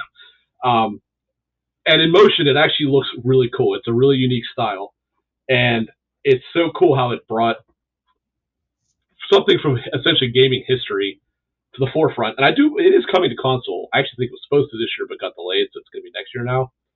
But that game, if you look at reviews have all been very, very high. It's just, again, the fact that it's only been on PC so far, I think, is why it hasn't quite got the attention that it probably deserves yet. But I think it will. And then, like I had mentioned earlier, I cannot speak highly enough about the Dead Space remake because, as far as I'm concerned, that's the best survival horror game ever made, and the remake is 10 times better. It took everything that Dead Space did, and it did it better. The combat's better. The graphics are better. The atmosphere is infinitely better. The controls are better. The story is better. Them giving Isaac a voice this time. I know some people were critical of that when they announced that. I was not, because I actually liked him having a voice in the sequels, and it made more sense. And so they were able to elaborate on the story. They were able to implement the whole Church of Unitology stuff from the later games into this, and just absolutely masterpiece of a game. So again, I cheated. It's a bunch of games, but all of a similar ilk. We knew that cheating would happen with this list. I did say it. Yeah, it's totally fine. This year was definitely a good year for remakes, like the Resident Evil, Dead Space, but just two recently in November for RPG fans was Mario RPG and Star Ocean 2. Oh yeah, and Star Ocean 2 is it's not as like graphically as amazing as Dead Space remake, but it's probably one of the best remakes I've played of a game in general. It's just the graphics style, just so good. But yeah, the year of remakes, the year of every game this year is just yeah. Dead Space, I think, doesn't get enough love in the back half of this year. It gets dismissed as being a remake, and yet it is so good. I love how it's nearly perfect. It's nearly perfect. Yeah. And I love how us talking about it in the community at Discord, Ellery picked it up as well, and it's now one of her like favorite games. She even made like her own little Discord with me and Rick in it, and we just talked about Dead Space like all day one day, just sending clips of this and that. So it was really cool to experience someone new to it and almost feeling like that new high of how awesome a game is from somebody else's perspective. So that was cool. It's always one of the best things about. Oh, I'm sorry.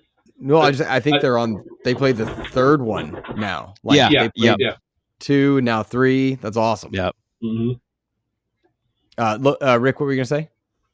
I was just gonna say that's always one of the things about gaming that I like. Because I like when you tell someone something's great or whatever, maybe something they didn't even know about, they check it out and they're like, wow, you're right, this is awesome, and you made someone find something they love, and in the case of Ellery, that's definitely the case, because they've been just absolutely all the way in on Dead Space ever since me and Clint suggested it to them, and so it's been awesome to see how much they've gotten into Dead Space from there.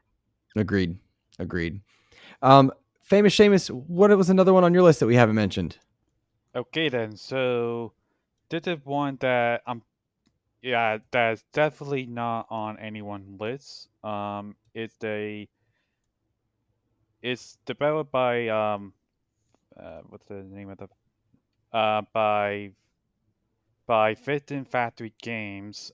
They're a game company that made mostly visual novels, like the arcade spirit games, and it's called Benny Larceny Gig Economy Supervillain. I'll put the name on the chat so you guys can look it up. But it's basically... I think I've never heard of that. It's Penny Larceny Gig Economy Supervillain. That sounds like some JRPG stuff there, Seamus. It's a visual novel game where you don't play as the main character, except you're like a disembodied voice inside the character's head. Kind of like Deadpool, kind of like the voices in Deadpool sort of thing. And you get them to make the decisions that you usually would in like other visual novel games like Monster Bomb or Arcade Spirit. So it's like that. I really like the art style in it. I actually know the artist. Like I actually met them a few times at local conventions, so that's kind of a neat thing. And I also like some of the lighting in it. It is like very residential of some events that happened this year, like a Tuesday buying a social media company, or people being on set with Bitcoins or NFTs and AI stuff like that. So it's very it is very on top of like that, but it does it like a pretty funny way. And a neat thing with the Fizzin' Factory games is that if you don't like the character you're with, you don't have to do the whole with them, you can just be friends or whatever, and that.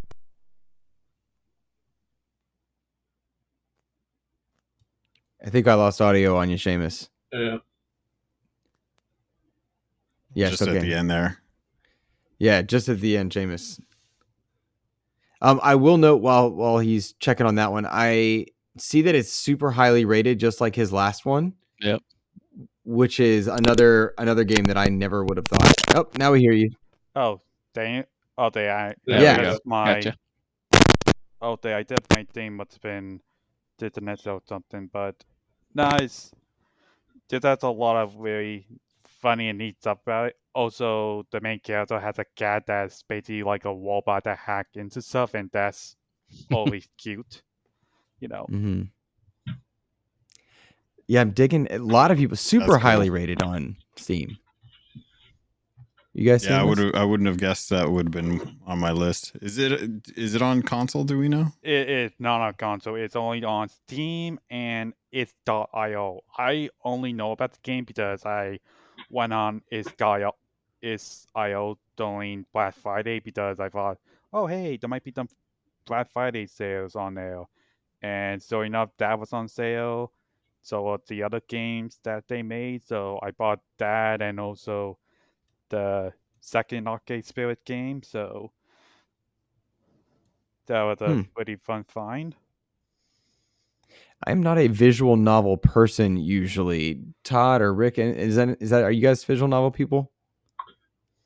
Very lightly. Played a little bit of Doki Doki Literature Club with Chris. Yeah, I was going to say. We did a Let's Play, which was fun. That's my experience. I like the Doki Literature Club. I like that Vanillaware one. 13 Sentinels Aegis Rin. That's about as far as I went with visual novels, though. They just released one on the Epic Store for free. It's tied into Invincible. It's Adam Eve, and it was free. And it's so basically it's a Western visual novel, but I think that was kind of a cool way to bring people into the franchise of Invincible. Interesting. Didn't we get a visual novel this year that was like from Sega? The Death of Sonic the Hedgehog. The Death of Sonic. Thank you. Or Murder might have been. Yeah. It was an April. That was the April Fool's one that turned out being really good, right? Oh yeah, it's like really good. Yeah, there's a KFC visual novel too that's funny. It's like the Colonel is the Colonel's trying to romance people. Hold on, where is this? Is it called Double Down?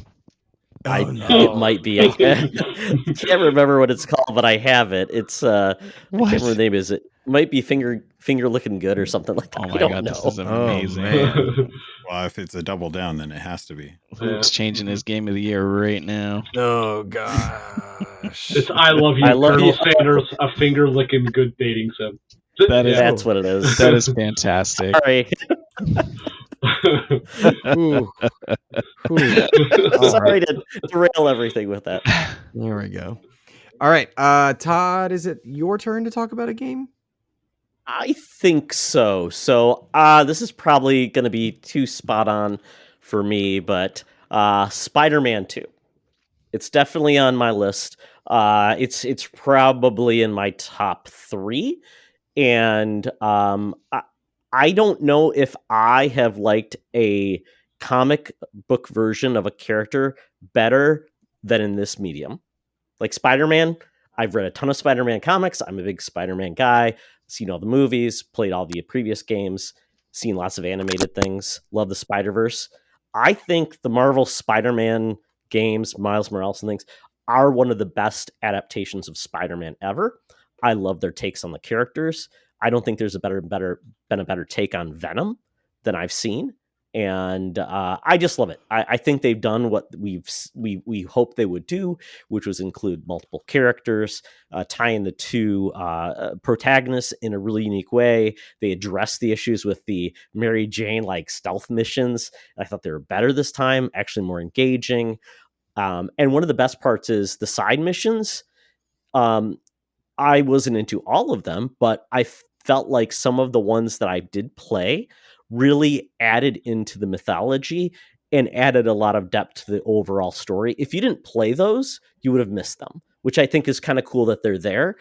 They weren't critical, but I think they added a lot more depth. And I don't know how Insomniac has essentially, since I guess we would say 20, I'm trying to remember let's say they start with Miles Morales in 2020. Yeah, and how many games they've put out since then. They're amazing. And I just cannot wait to see what they do next. Well, obviously, some people do know what they're going to be doing next, but I'm not going to address the leaks. But I'm so excited to see what they do with Wolverine. Love the game. It's one of my favorites. Spider-Man 2 was on my list also, and it's a shame that I think this year, Spider-Man 2 became I think that it was Insomniac that was always a bridesmaid at the Game Awards, the Keeleys, nominated for all these things, didn't win. But to me, Spider-Man 2 was one of the best games of the year, and I was really happy to see that because it was always going to be one of my favorites because I'm a superhero guy, and I love the formula that Insomniac Spider-Man and the Arkham series follow, that third-person over-the-shoulder action game. I love that for superheroes. That is definitely my niche, but it was really great to see, to your point, Todd, them capitalize on both Peter and Miles, do the best with both protagonists. They handled Venom in a unique way that didn't feel, I don't know, pooped onto paper just to be there. It really felt like they took the time to think about their ramifications. They managed the secondary characters like Mary Jane, I think, far better than in the first game. They took what they learned about Miles and applied it to this one. There was a really impressive run that they did for Spider-Man 2, and I loved the traversal. I did not think I would want to fly around the city. I thought that was really like a cheat in many ways, but I had so much fun with it I didn't care. Because yes, Spider-Man's suit did have wings, and it has had it in many iterations. But like, come on, we were flying, not gliding. But also, whatever. I didn't care. I was having too much fun. I do think it's a shame that the two narratives for Spider-Man 2 this year are didn't win the Game of the Year award despite being nominated, and the Insomniac leaks. And not leaks, hacks. Rick, you corrected me. Yep, you are correct. I hope you heard my note to you. I did. Good. Because it is an important distinction. But while that is the case that their information went out there, knowing their future slate actually had me very excited for Insomniac and whatnot. And there's a lot of ways to interpret that. That's not this conversation, but my bigger point is Spider-Man 2 as the game itself should not be overlooked to those two other narratives, because there is just so much fun to be had. I love Easter eggs. I love them in Star Wars and superhero stuff. And Spider-Man 2, it wasn't quite up there with Arkham Knight in terms of Easter eggs, but it was pretty cool. There was some good stuff in there. And so I really hope that people take the time to go check this one out. We typically have we talked about a lot of non-Xbox games this show. We typically have a more Xbox focused group, obviously, for obvious reasons, but I really hope everybody that's got a PlayStation checks this one out. And if you have a PC and it comes there in future, do check it out then, because it is just so worth your time. So I have a couple points I wanted to make on that, because I enjoyed Spider-Man 2 as well. Piggybacking on what you said, Todd, I don't think they could have possibly cast anybody better for Peter than Yuri Lowenthal. I think he's even better than whoever voiced him back in the cartoon back in the day. He is Peter Parker in every way. I love that voice actor, so I'm not crap talking to him. I'm just saying Yuri Lowenthal is that good. Mm-hmm. And then I specifically wanted to call out three things that I thought stood out excellent in that game. First of all, as you guys mentioned, Venom.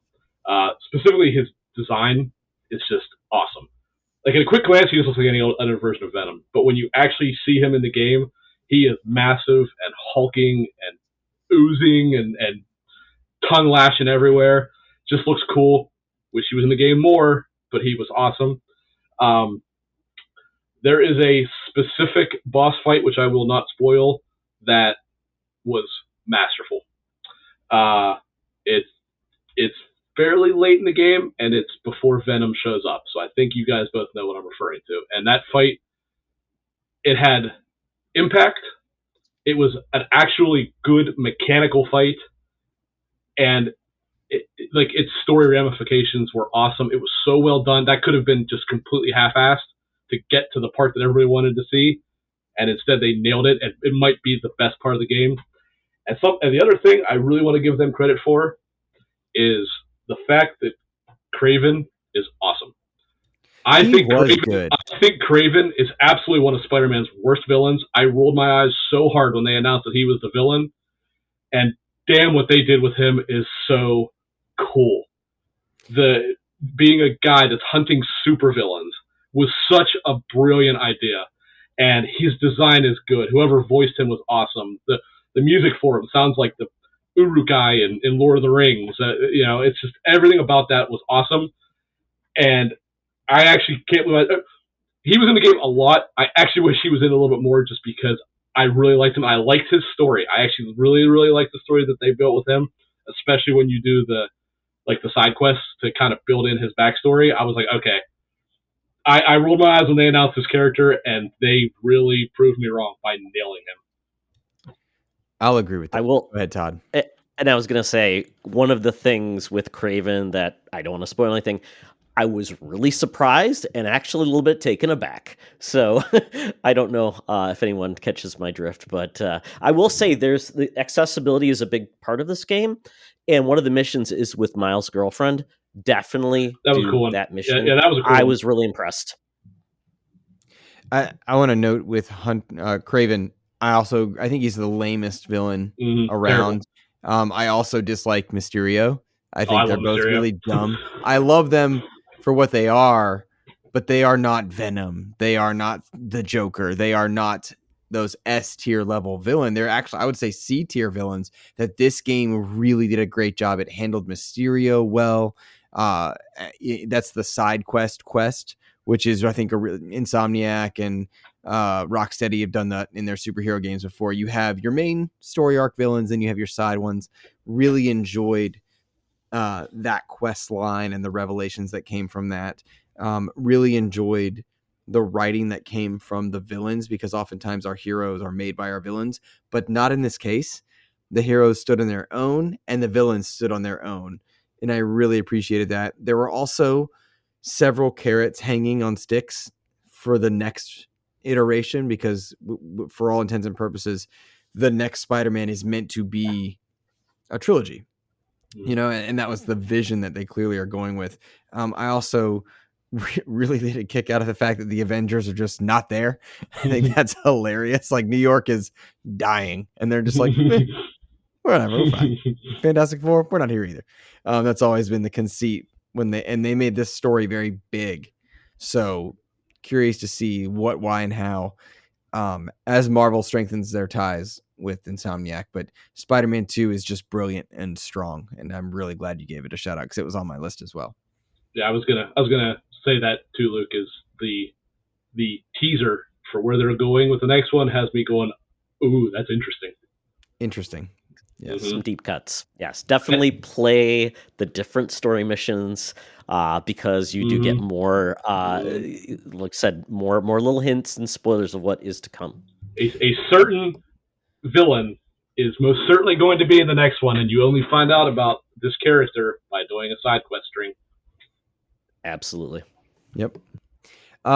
Clint, is it your turn, I believe? I think so. What you got for me, man? We've talked about all the games on my list.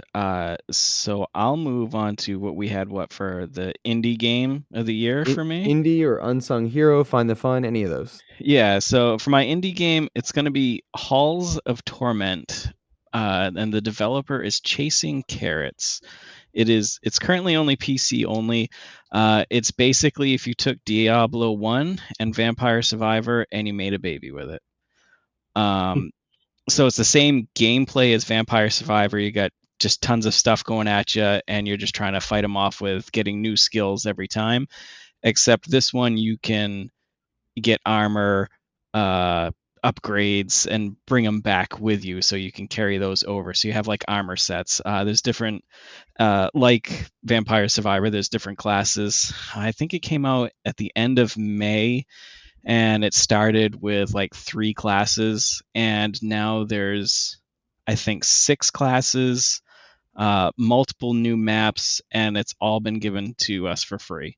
So I've played probably about 40 to 50 hours of this game. And I can't, as simple as it is, I can't praise it enough. Like, it's just one of those, like Vampire Survivor, I thought was, people were talking about it, and I just wrote it off as a $3.99 game that was just a corny game type of thing. And I don't know what it is. It's just fun. And so I just, when I start to play it, I can't put it down. So that's definitely my indie game. And if you like Vampire Survivors or the first Diablo, its graphical style is very much the very first Diablo. Definitely check it out, especially for the price point. That's a good call out. My indie one was a Vampire Survivors knockoff called Army of Ruin.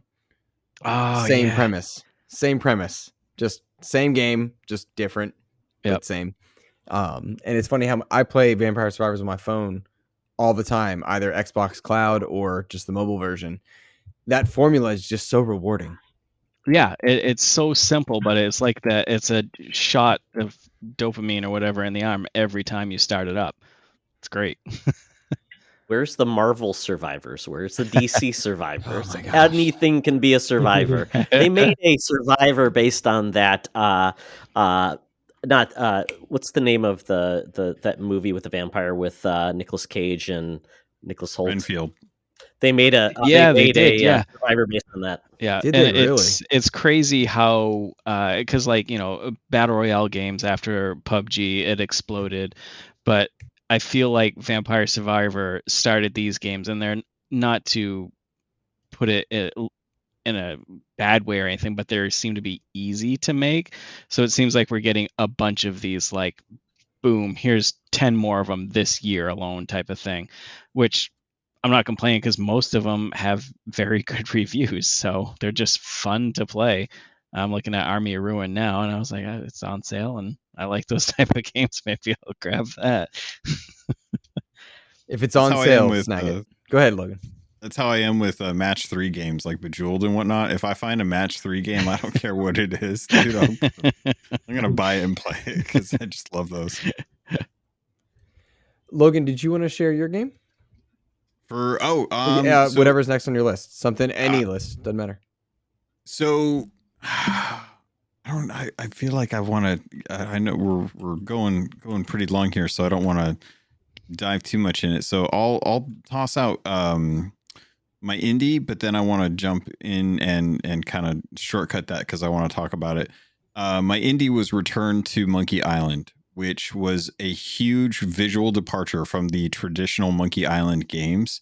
But it recaptures a lot of what was so loved about the Monkey Island games while addressing the fact that it's one of those things where developers are older, they have different experiences, their priorities change, and that is being reflected in the story of Guybrush Threepwood, which is it's adorable and kind of like a fourth wall breaking kind of like testament to what it is to play video games and tell stories in video games. But the game that was on my list that we haven't talked about is Starfield, and we haven't really dived into that, but I have that under my AAA game. Ooh, I have it on my list, and it's like I know it is a strange inclusion, like because even to me, it's like this is a very, very flawed game, and yet I love it. Yeah. So yep.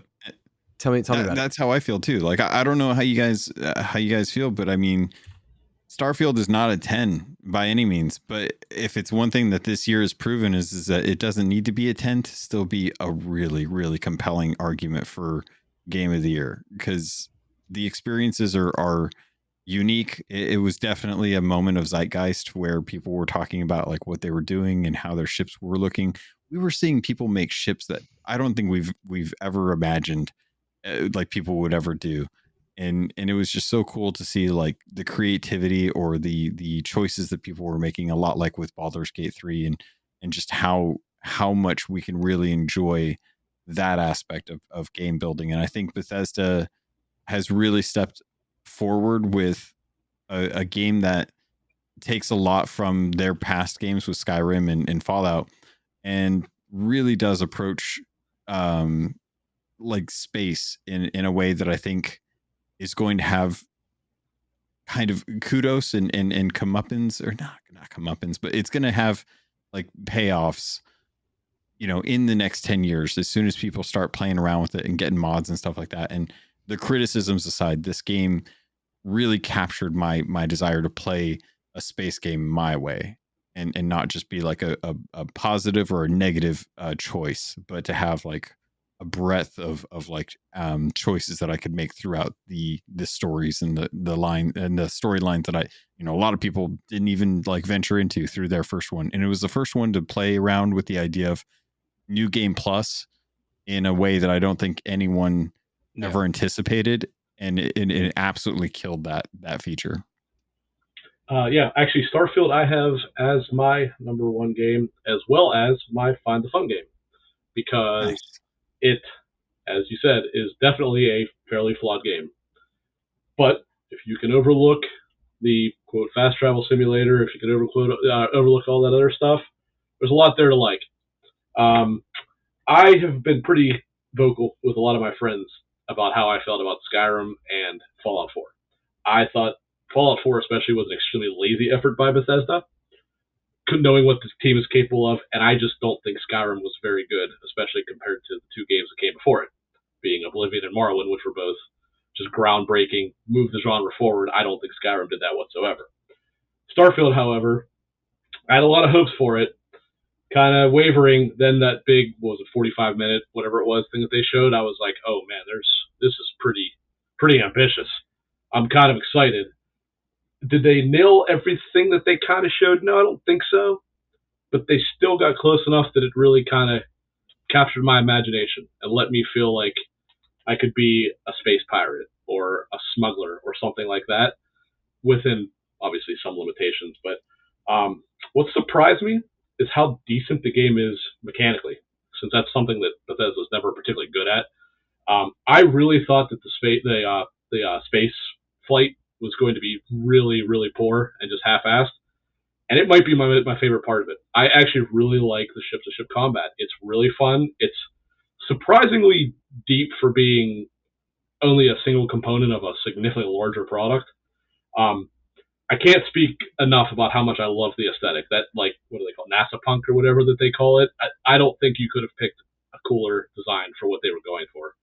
I just walking through all the different like manufacturers of components and just everything looking different, but everything looking like what you could feasibly see it looking like in 300 or 400 years is really cool.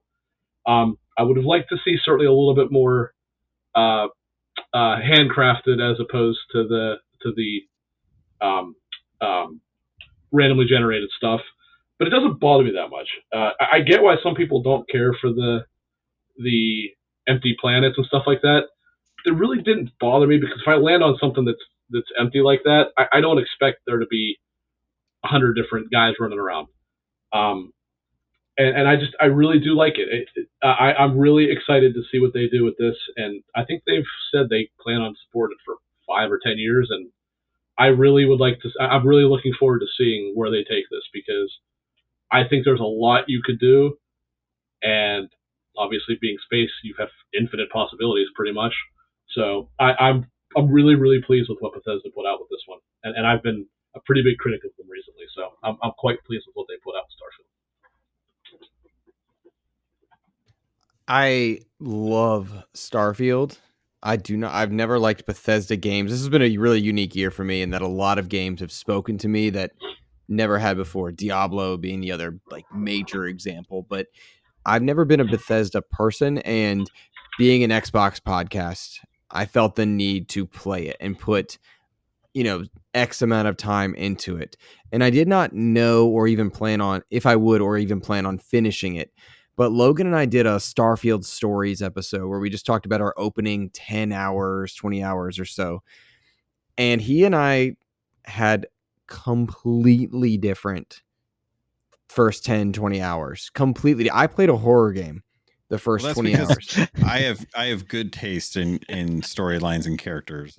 You have awful taste in wives in this game. Mind you, I love your wife's so lovely. I picked Andrasia. But it Sarah was for the win. Sarah all day. That's right. That's right, as one should be. But it was just, it was wild to me how different our experiences were in this game, and how could I not just get enveloped into it. The ship combat, I loved space dogfights in that. That was my favorite part of the game.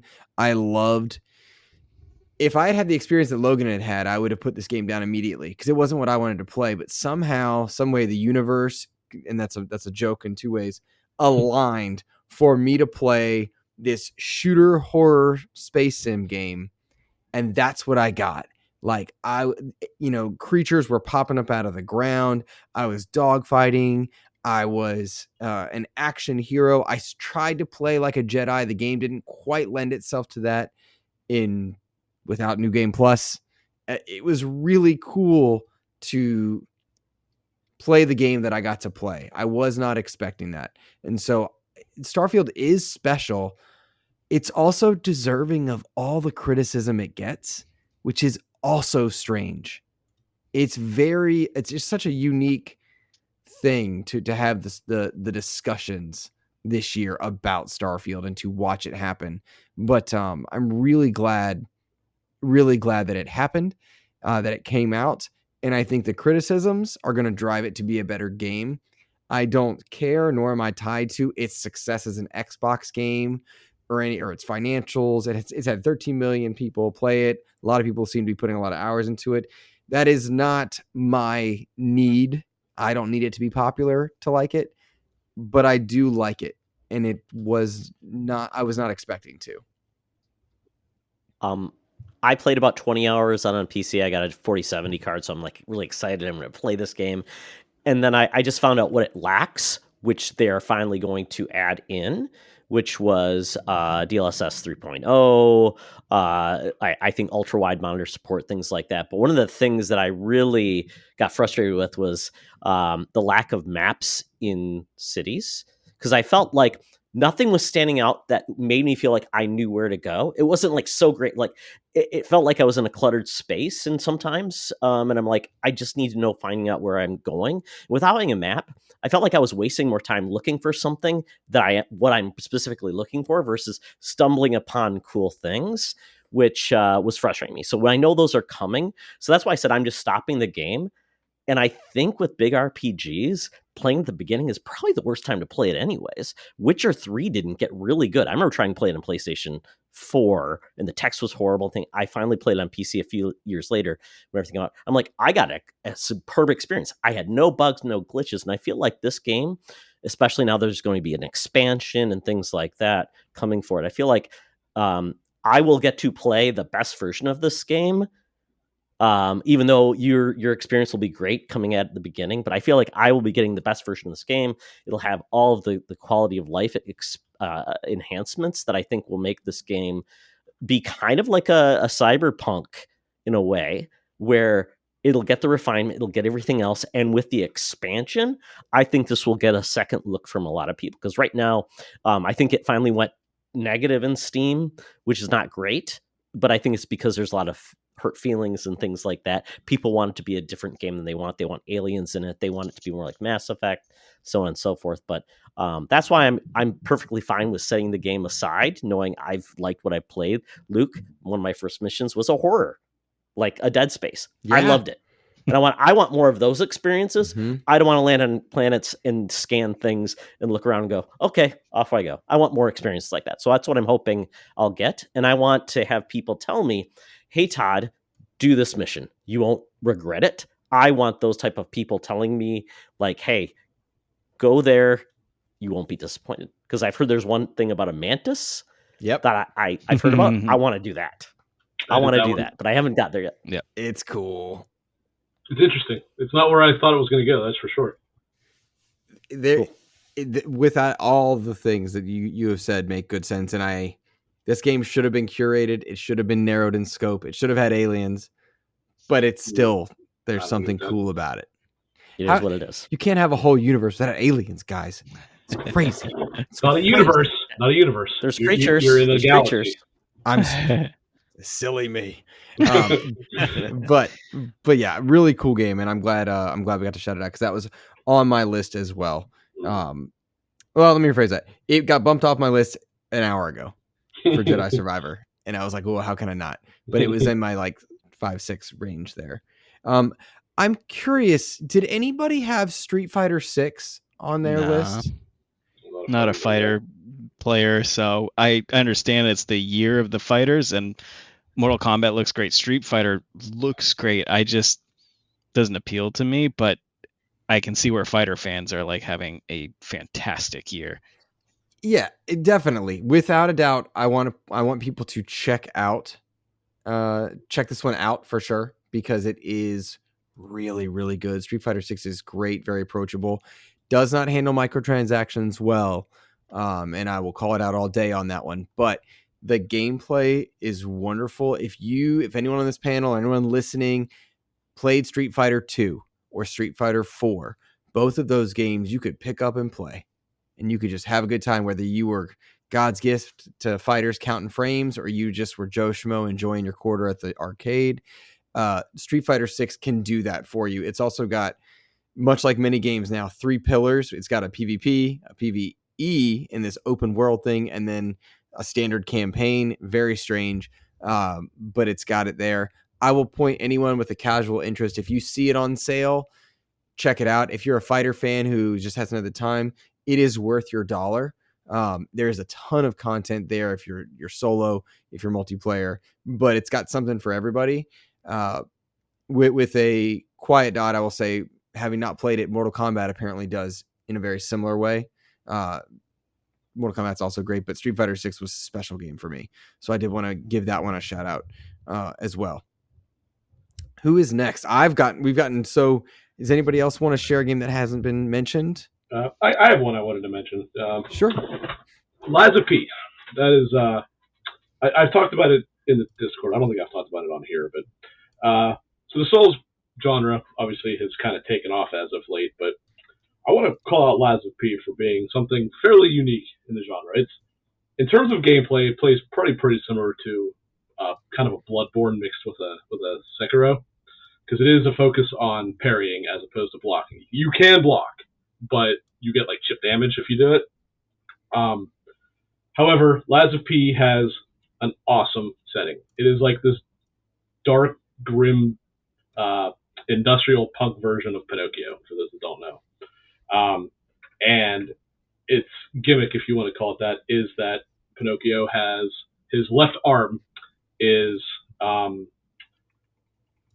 it's mechanized, right? So that you change in and out. I want to say it's like 7 or 8 different arms, and some of them just look cool. Like you get a electric one, you get a fire one, you get one that's like a big cannon. It's awesome.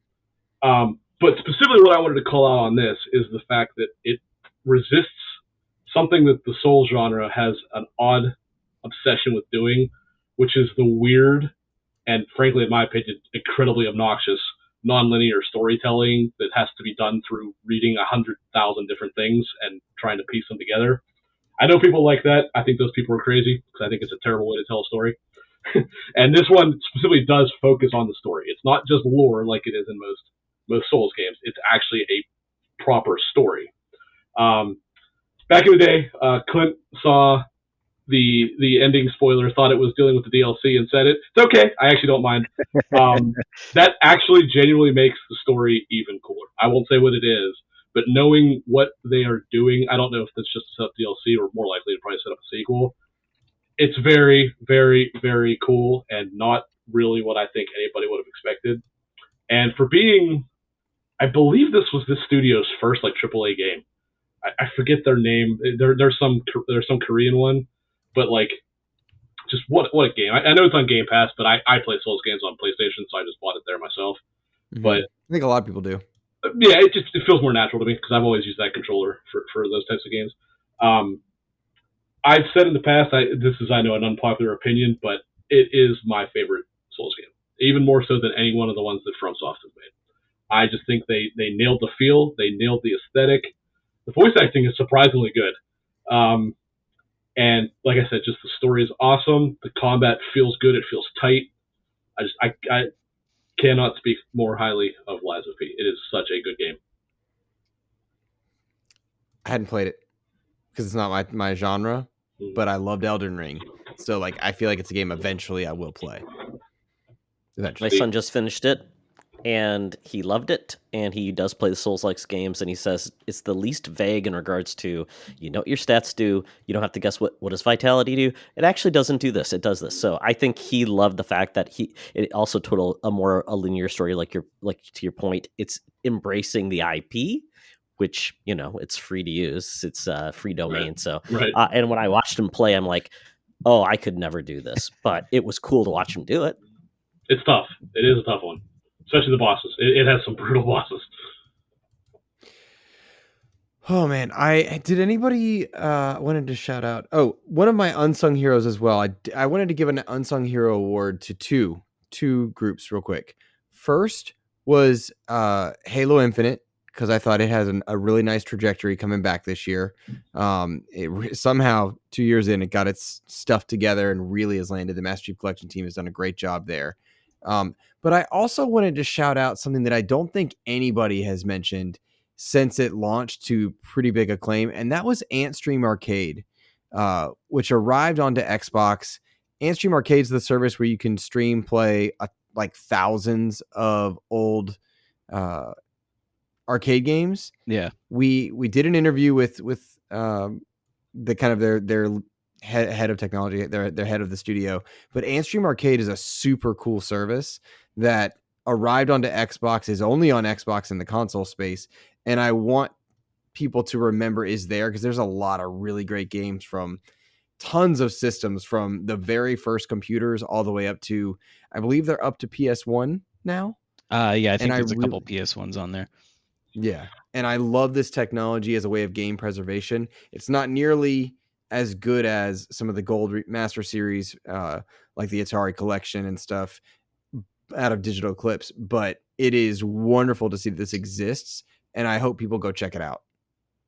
Yeah, they just signed a deal with Backbone, and you can play it on Backbone. And if you go right now, I saw this because I'm looking for a Backbone. You can get 30% off a Backbone if you use Antstream. I think that's the deal code. Backbone is great.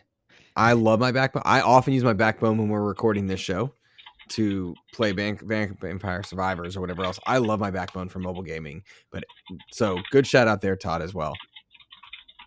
Yeah, I think I bought the lifetime service. It was after your interview with them, I believe, and I don't play it too often. But if there's like a few minutes before work or before I start dinner, I don't want to get anything major, I'll just pop it up, and there's hundreds of arcade games. I can just start playing for a few minutes and then pop back off. And yeah, it's a great deal. It works pretty fast, being cloud-based and everything. Inputs are good. If you're a fan of older games, especially ones that are hard to get a hold of, it's definitely a good thing to go for. Good call. Has anyone else made use of it? No from Rick, no from anybody. Well recommended. I do recommend you guys check it out because it's absolutely awesome. Absolutely awesome. Yeah, but Luke, old game, old. Oh, right. In the year of remakes, why do we like old games? Crazy me. Wants any of that. Crazy me. Luke, I did have one on the indie scene, and they're becoming one of my favorite indie darlings. And the great thing is they are fully supported on Game Pass, and that is Coco Cucumber, and that's the studio. But they have the last game they made was called Echo Generation. It's that voxely type of game where it's just chunky pixels. And the first game was like Stranger Things. It was turn-based. It was super cute, very reflective of nostalgia, cool. Which got high reviews. And I don't know if it's on Game Pass anymore, but they made Ravenlok. Ravenlok came out this year on Game Pass. And they, once again, using that same style of blocky voxels is the best way to put it. And it's in that Alice in Wonderland type of experience. They went from turn-based to action combat. And it's so charming, so clever, so beautiful. And I just love the games that they do. And I can't wait to see what they do next, but they've been hitting it out of the park. That Echo Generation looks really cool. It's awesome. I love Ravenlok. I'm really glad you said Ravenlock's that. good. Did I have them on? I can't. No, we were going to schedule. They had to cancel. I remember that. But that was a game that I really, really loved. Echo Generation was not for me, but Ravenlok was awesome. And I enjoy just, sometimes I don't, and Logan and I talk about this all the time. I don't like to think often, right? Like I'm playing Alan Wake 2 and I got to like gear up for it. Ravenlok was one of those games you could just go through and enjoy it, relax and play through. Great game. Good choice. Good choice. Did I leave anybody out as far as wanting to shout out a game or developer having done something to made your gaming year better? My Find the Fun game I'll throw out real quick. It's nothing too crazy. It's not even a game from this year. I will go right on the record by first saying when it first came out, I thought it was absolutely dog tier trash. And I put about 20 hours into it. I started it up again in about May, and now I have 107 hours into it, and that's Battlefield 2042. Oh, shooter! They really listened to their fans and pretty much changed the entire game, basically, from what it was. So just a game that I had completely forgotten about, and after a couple updates, I was like, I'll try it again, and it clearly just sucked me right back in. So a lot of negativity around it, and it is well worth, but it's pretty much a whole entire new game now. So it was nice to be able to find the fun in a series that I love again. Very cool. Piggybacking on that, actually. So when I read your description about Unsung Heroes, I didn't do a game at all. I did like a couple community stuff like that. And actually one thing that I put was So I wanted to call out the homie Clint for actually getting me into Battlefield, because I was not going to play it. I loved Battlefield before, and this game launched in such a terrible state that I didn't care. He kept talking about it. It was on sale for $10 on Steam, and I've already more than got worth my $10. Nice. Well, that's good. I'm glad. That's awesome. Yeah, we've definitely had some good times on there. So, and actually, by the same token, the other one, I genuinely wanted to call out you guys for your XEP community, for what you made, for what you built. The Discord is awesome. It's a welcoming place. It's fun to be a part of. You're both very active in it, which is awesome. So many times you get in the communities and the people that run the podcast or whatever are absent, or they show up for one. You guys are just as active as any of us, and that's so awesome. It's just it feels like a good community that you yourself want to be a part of, as well as us. So I really wanted to give you guys your flowers for that one. Definitely. Thank you. Yeah, in a year of so many games and so many thoughts about all those games, any of us can put any game into that Discord or even just talk about life things. And I don't think there's been a negative thing said in there since I've been in there. And it's always just positivity, good times, a lot of fun, learning about new games that I would not have a clue about and enjoying those games. So yeah, definitely this year was very nice to having this podcast and the Discord with everybody for sure. Thank you.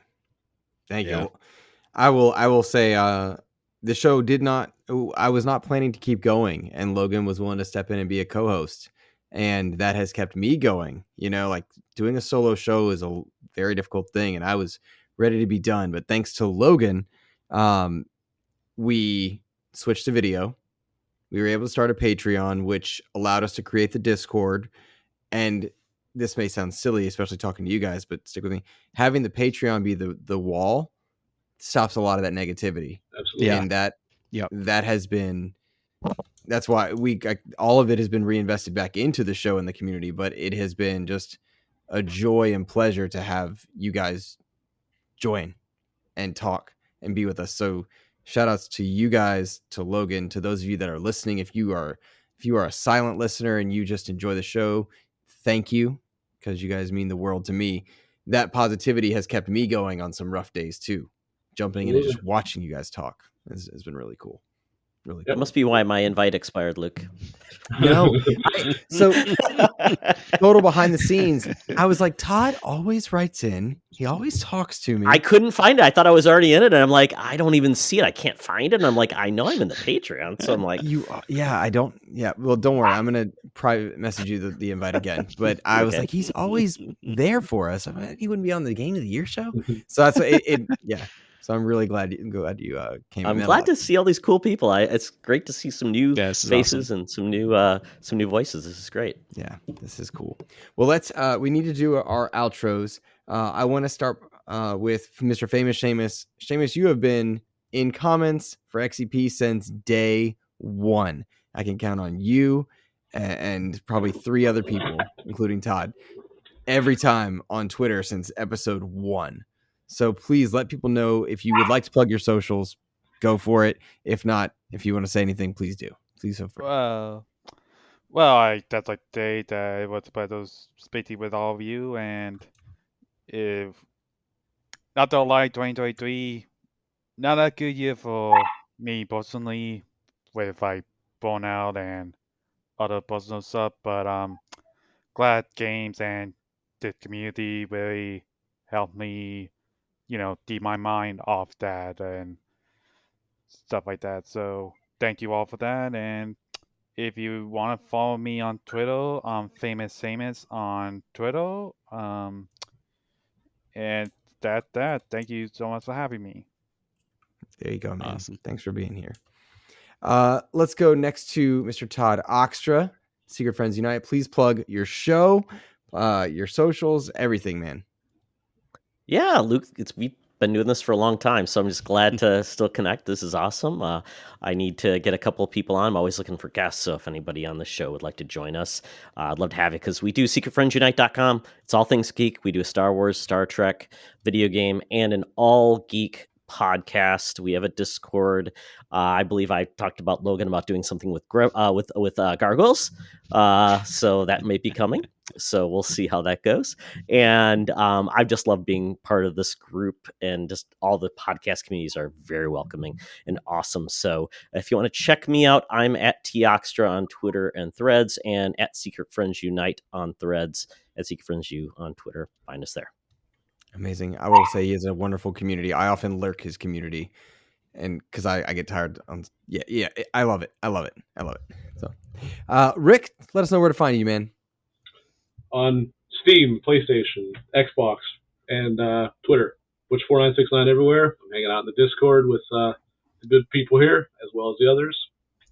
Witch4969 everywhere. There you go. Clint?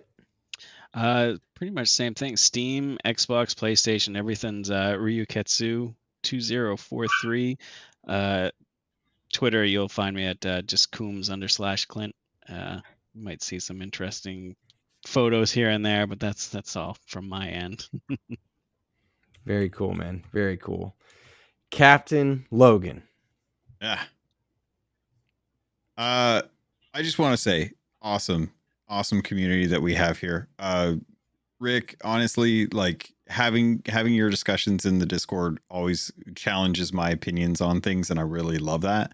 It really helps kind of like open my mind, and I'm glad that you're willing to take my questions at face value and not assume that there's a motive or anything behind it. It really helps, especially when I want to like learn more about stuff.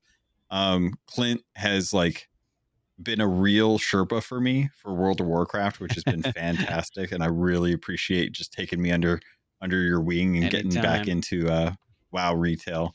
Todd Oxtra has some of the best takes on Twitter, and I absolutely love. Yeah, I love following Todd's like kind of threads and seeing the replies and where he's going with things, and it's so funny to not have like no fear when it comes to certain comments and stuff on Twitter. So I'm just like, man, I want to be more like that. And Famous Seamus has definitely opened my mind, not only just because you're such a great supporter, but also you've brought some titles to this discussion that I don't think 90% of the people listening to this have ever heard of. And I've already got 2 downloaded now that I need to go check out. So if there's ever a title that you're interested in, I'm very curious to find out what that is, because I don't think you're following the same river bend that many of us are when it comes to games, and that's rare. So I wanted to thank you for that as well. Outside of that, Luke, you're you. And I just really love doing the show with you. It's been a great year and a great way to kind of round out our first like year's worth of venture together, and I absolutely love like what we've been able to do with the show and be able to have this space now to be able to enjoy games and stuff. So thank you for that. There you go, man. That's awesome. This is everything I wanted XEP to be, man. So you guys, I'm grateful to all of you guys. All right. That's going to be it for this episode for our games of the year. We hope you guys enjoyed it. Support XEP wherever you can, and have a great rest of your week, month, and year. Take care, everybody.